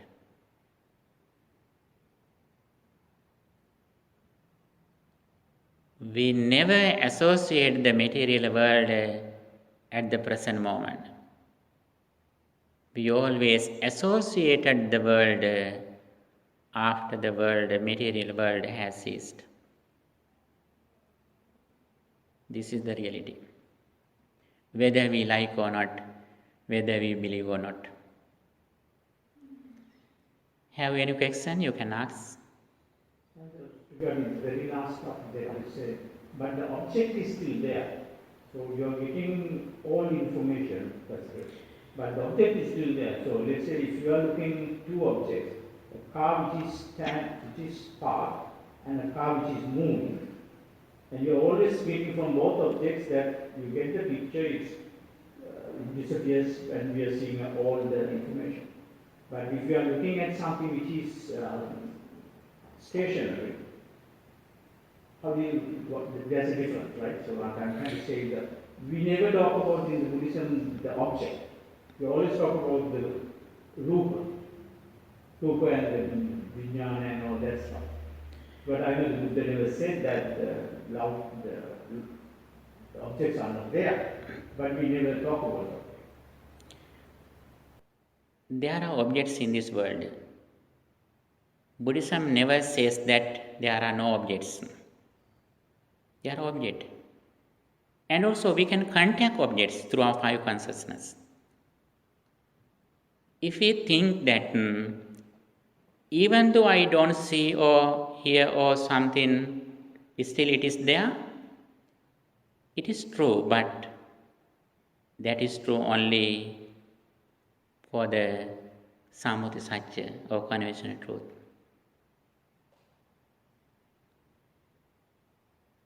When you think that your vehicle is in the park, do you believe that? Are you sure that your car is there? That is your belief. Sometimes a robber has stolen it. You have only your memory, what you saw it in the last time. But I know that object is there. That's the difference. Not difference. The image Completely both are same. Both are belong to ignorance. But if I go and touch, that's the object. When you go and touch, you can touch it. You have kaya vinyana, consciousness of body, but you can't recognize through kaya vinyana. Always you recognize this is car. When it comes to car, the car is through your mind consciousness. In kaya vinyana, we can never see cars, even color. Car is in your mind. Car is not outside. Car is for your world. Maybe there is an animal in your car. That car is not for your animal. That is the place. The animal thinks that is not car, that is his house. Car is for your world. Car is created by your mind consciousness, not by your kaya vinyana or the consciousness of body. If you think that your car is still there, it is like a little child may think that before I open the door of the fridge, the light was there. You are like a baby. You know, a little children, they may think that when they open the fridge, they may think that the light was light in there before I opened the door. You are also like that. If you think, even though you don't experience your car is there, if you think, it is true according to the conventional truth. The entire world thinks that. But they can never overcome the suffering. Because they depend on the conventional truth. Buddhism doesn't reject the conventional truth. Because we go in the sansaric circle according to the conventional truth. Even we practice meritorious deeds, punya visankhara, apunya visankhara, and anindya visankhara, avidya pacha sankhara. The meritorious deeds, and invertible deeds are created by ignorance. When you offer something to Mahasangha, you can create some meritorious deeds, but still you are in ignorance. You can have a blissful life hereafter as a result of practicing your meritorious deeds, but you are unable to overcome the sansaric circle until you overcome this misunderstanding. We usually think that even though I don't experience material world, they are in outside. It is true, but When you think it, it is in your world. Not only we see it, but even we think it, it is there. But the very special thing that we should understand, whatever we experience something, whatever we recognize something, we recognize everything through our mind consciousness. That is why Buddha says, Na panche vinyanehi kinche dhammam pativijanati. Anyatra abhinipatamatta. We are unable to contact something through five consciousnesses. Five consciousnesses just contact.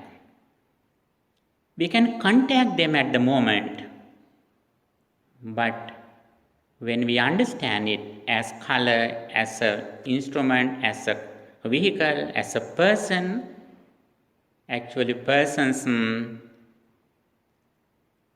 vehicles or devices belong to our mind consciousness.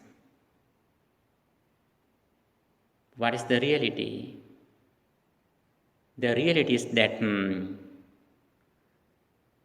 varna, gandha, rasa, oja, or varna rupa, sabda rupa, gandha rupa, rasa rupa, pottabha rupa. They are in the present moment. They are in the present moment. If they come to our world, we can see persons, vehicles, devices. When we recognize something, some persons or some colors, even measurements, we recognize everything through our mind consciousness. But our ignorance doesn't believe it. If you tell that the light is off before you open the fridge to a child, he never believes it until he grows up. But one day he can understand. But in very little childhood, we are unable to explain it because they have to grow up if they need to understand it. But the very important thing is, by listening to Dhamma, first we trust in what the Buddha taught. When we practice Dhamma again and again, we can experience the result and we can understand by our own wisdom. But first we need to trust in what the Buddha taught. We should be confident in what the Buddha taught. And also again and again we have to listen to this message. Not only we listening to Dhamma, but we have to practice it through concentration and insight meditation. But mostly people trust in listening to Dhamma. They go here and there, they say that very nice sermon. They go another place, very nice sermon. Then they ask, are there any other good speakers? They are, again you go there. For your entire life you run here and there, finding some new speakers and new sermons. But you are not ready to practice samatha vipassana. Your complete understanding depends on the duration of practicing concentration and insight meditation. If you don't increase the duration of practicing concentration and insight meditation, these questions are forever. You can't solve these questions.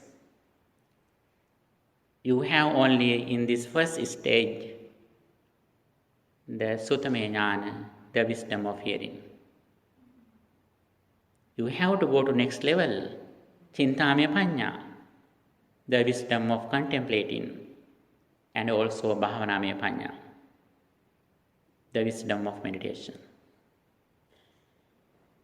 Any question? Yes. Can you please explain the Uppada Nirodha and Anupada Nirodha? Yes, that is a very good question. We should listen to it again and again. Uppada Nirodha and Anupada Nirodha.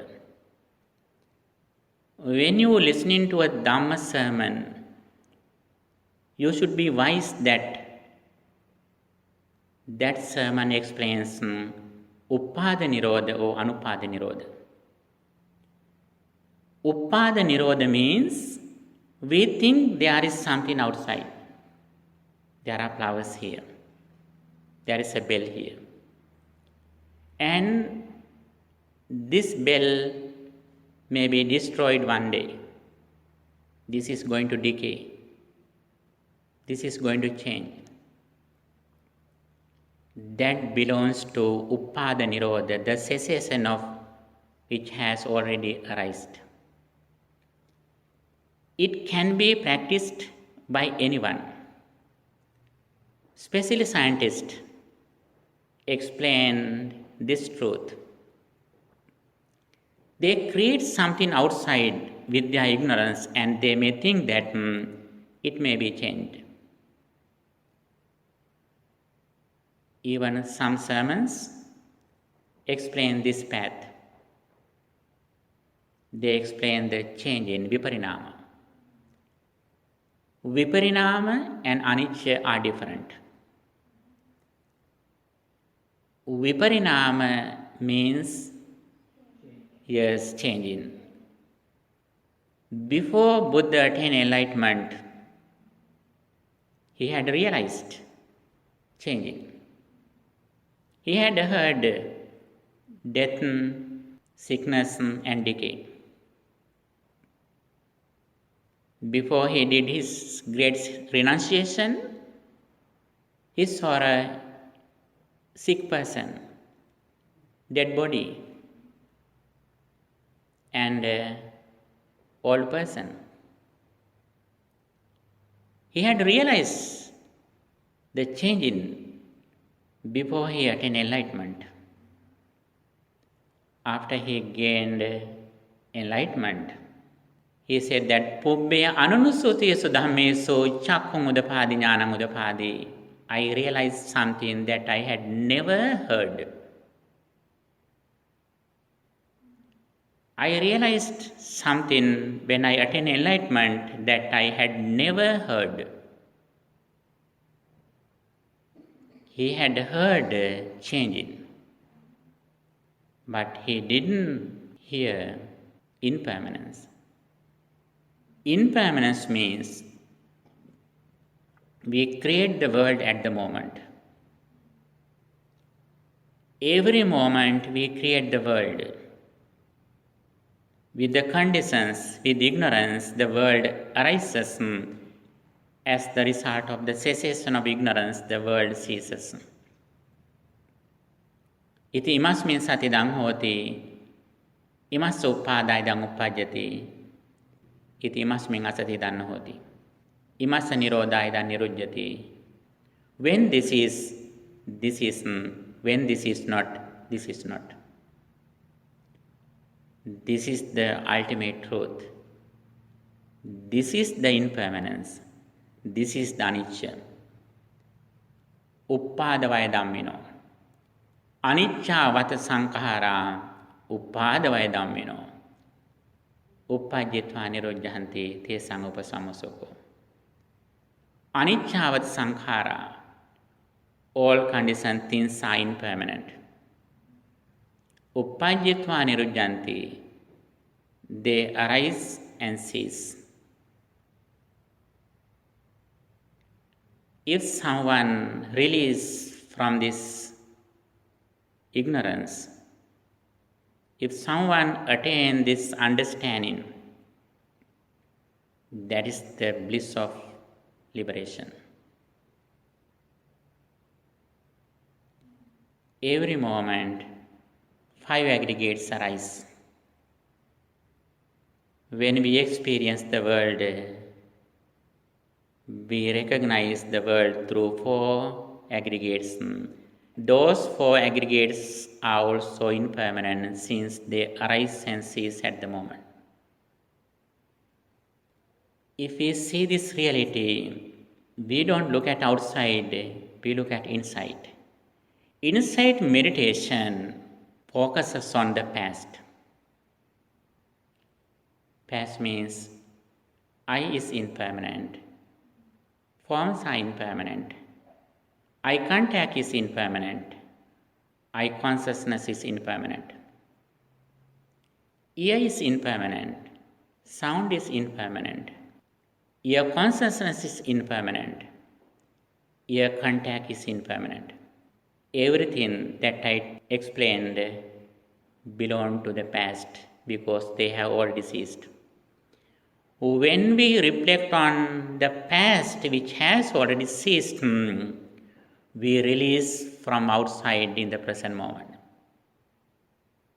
We see the world like an empty village. Sunyo gamang avikasso.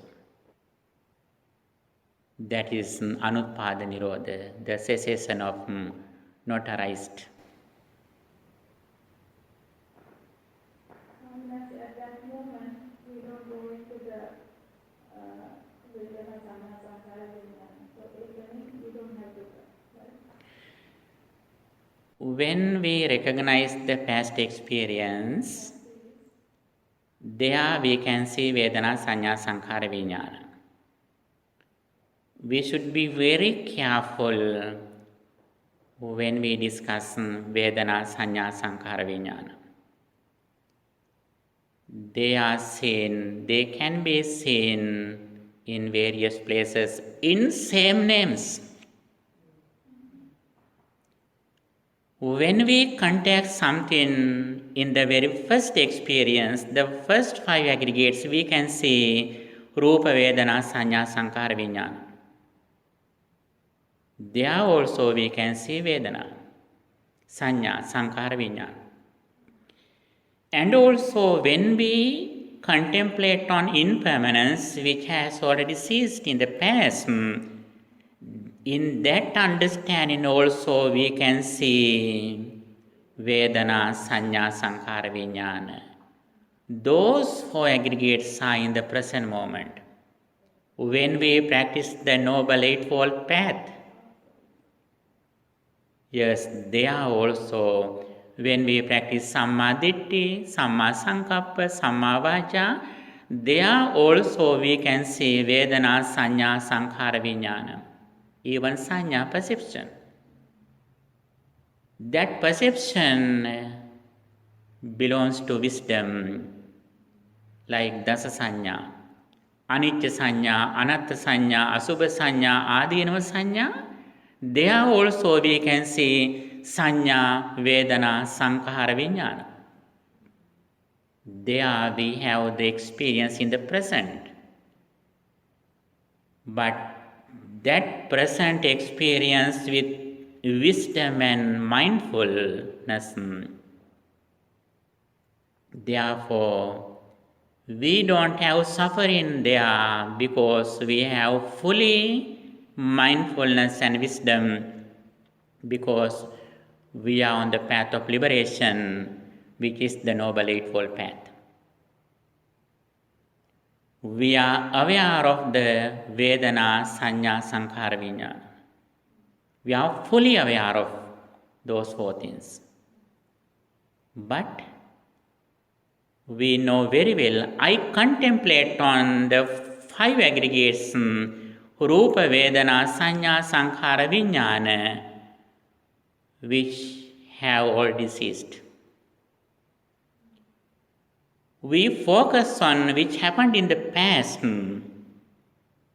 but we are aware of that now I am in the present moment with four aggregates, and also we know that these present four aggregates are also impermanent since they arise and cease at the moment. That's the difference. And also when an Arahant, when he recognizes something, When he goes to meet his mother or father, he creates the mother at the moment. He is like a person who goes to the mirror. Before we go to the mirror, do we think that my reflection was there until I go there? No, we know very well. The reflection appears in the mirror as soon as I go to the mirror.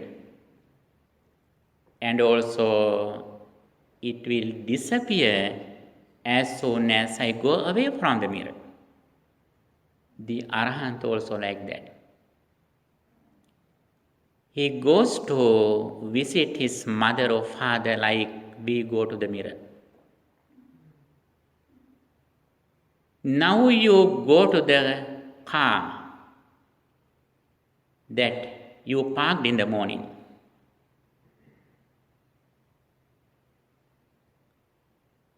But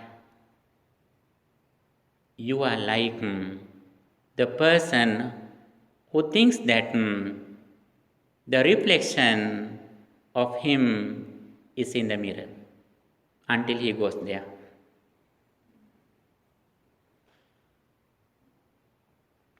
It is very subtle and very sensitive and wise understanding. Have any question, Mr. Pat? Have you any question, please?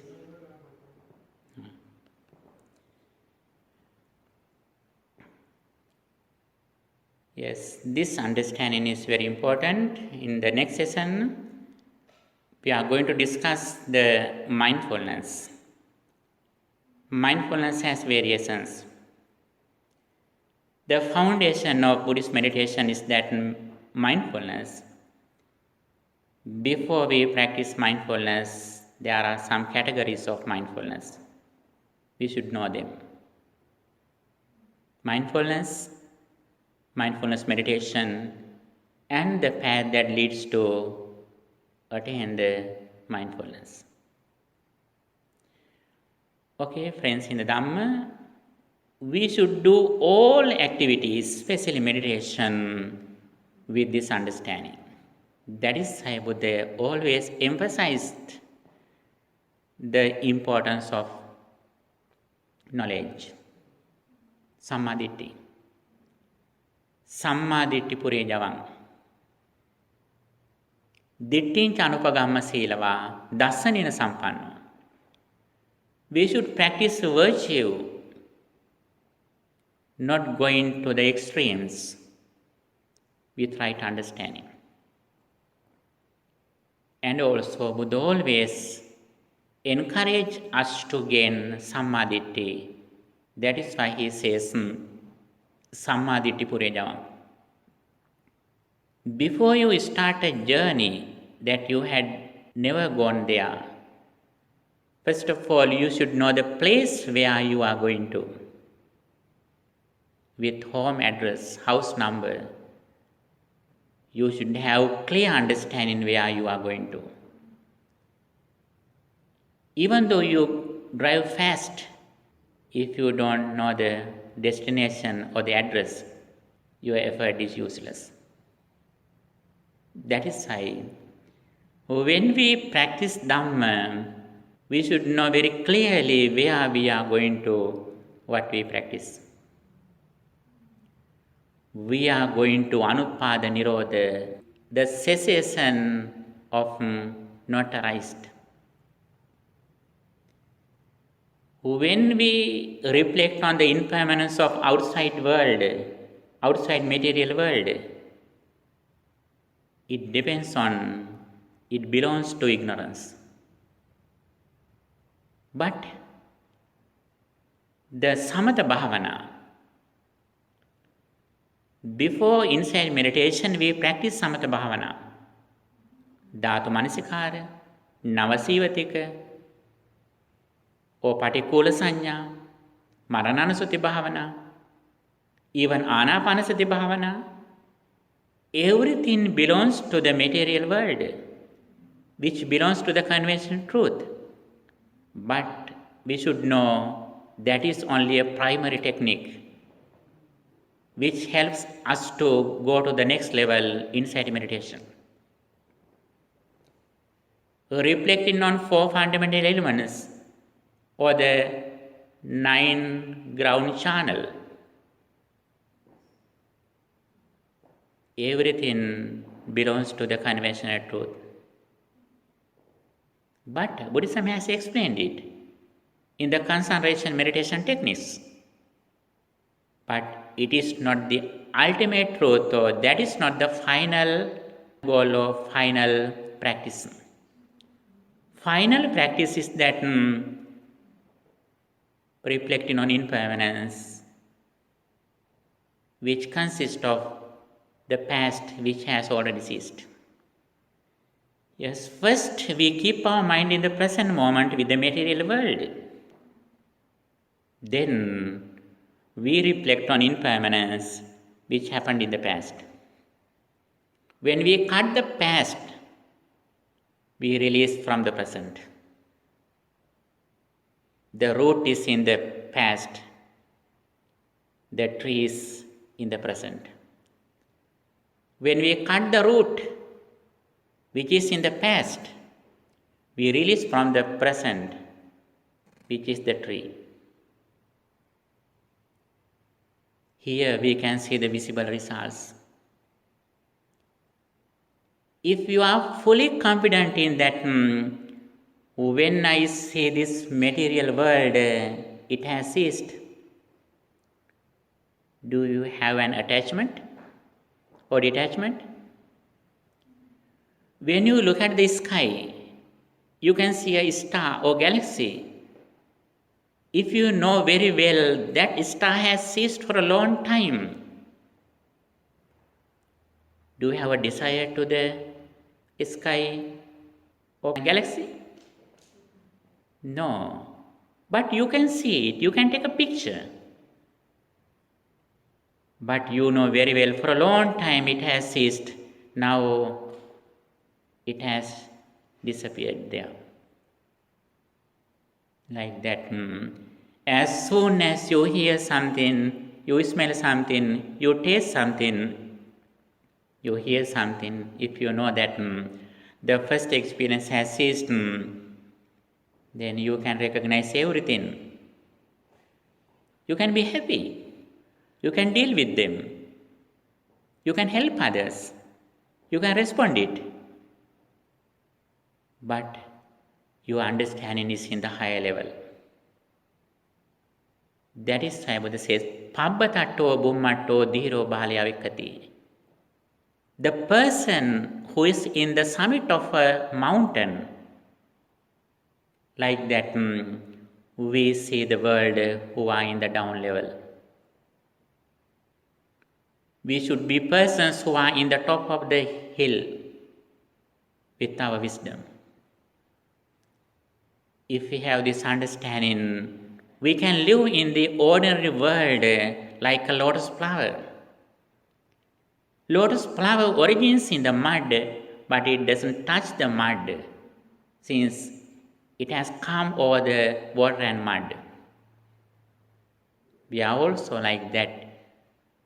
We have originated in the ordinary world, but we don't have any ignorant connection with them, but we respond them, but we don't consist of ignorance, craving or attachment.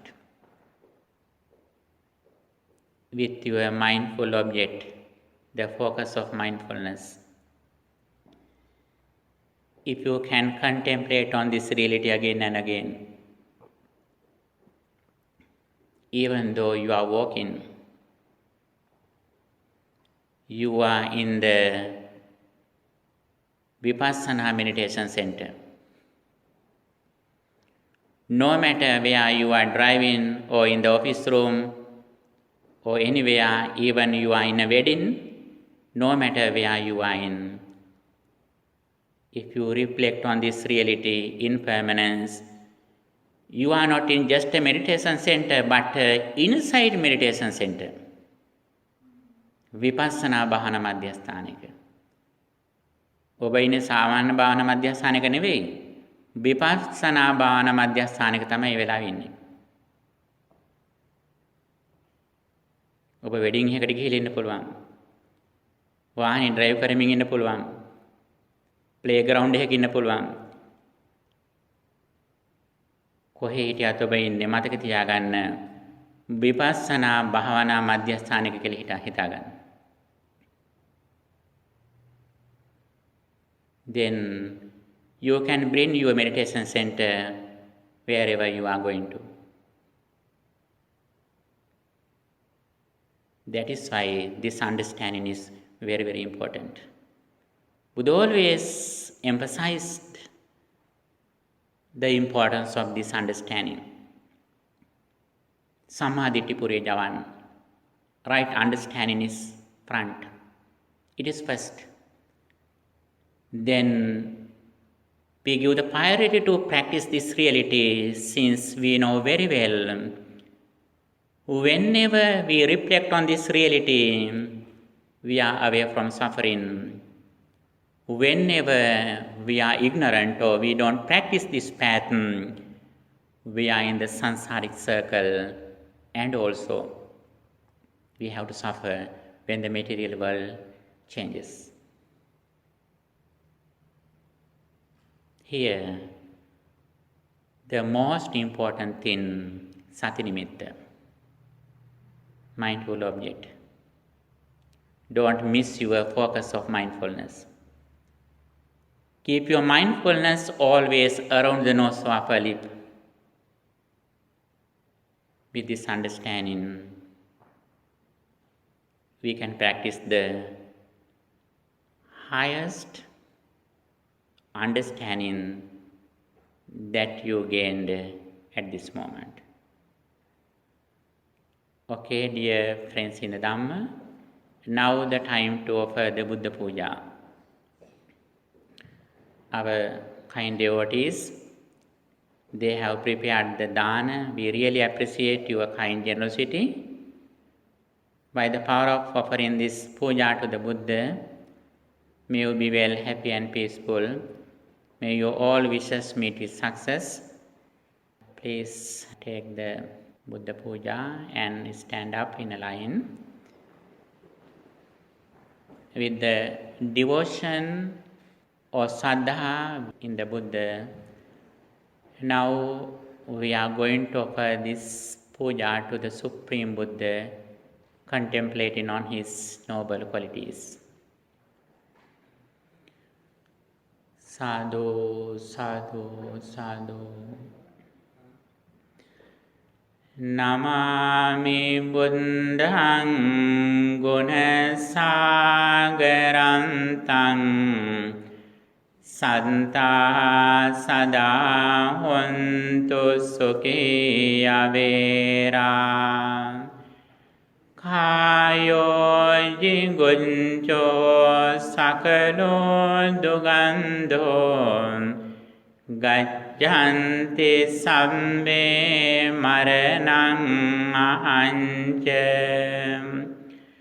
Namami Dhammang Sugatena Desitam Santa Sada Hontu Sukhiya Vera Kayo Jiguncho Sakalo Dugando Gaccanti Sabbe Maranam Nahanche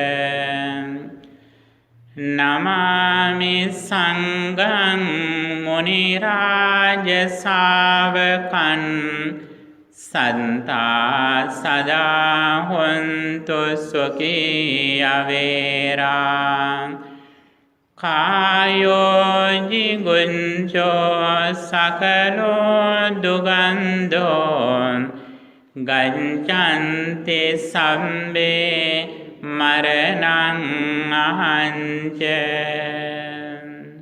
Sadhu, sadhu, sadhu. Now we are going to offer these items to the Supreme Buddha, reciting the Gatha with generous heart and with saddha. You prepared these items to the Supreme Buddha for the lunch dana.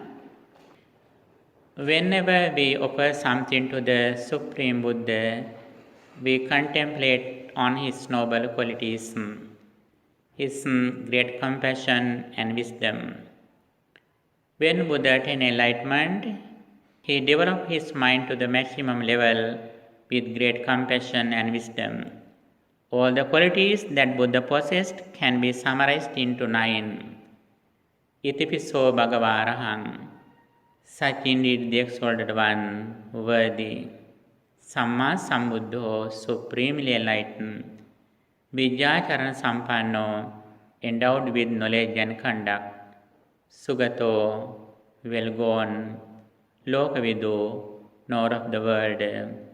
Anuttaro Purisa Dhamma Sarathi, incomparable trainer of persons to be tamed.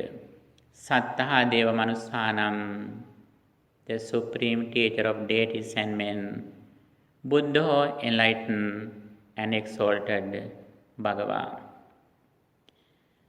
We think these qualities of the Buddha and we offer these items to his noble qualities, reciting the Gatha. By the power of this spiritual energy, may all the beings who are needing merits, may they receive this merit and may they rejoice with this great merit. May they receive blissful life and may they also attain the final bliss of liberation. With that intention, let's recite the Gatha to offer these items to the Supreme Buddha's noble qualities. Sadhu, sadhu, sadhu. Namo tassa bhagavato arahato samma sambuddhassa. Namo tassa bhagavato arahato samma sambuddhassa. Namo tassa bhagavato arahato samma sambuddhassa. Itipiso bhagava arahang samma sambuddho. Vijjacharana sampanno sugato lokavidu. Anuttaro purisa dhamma sarathi.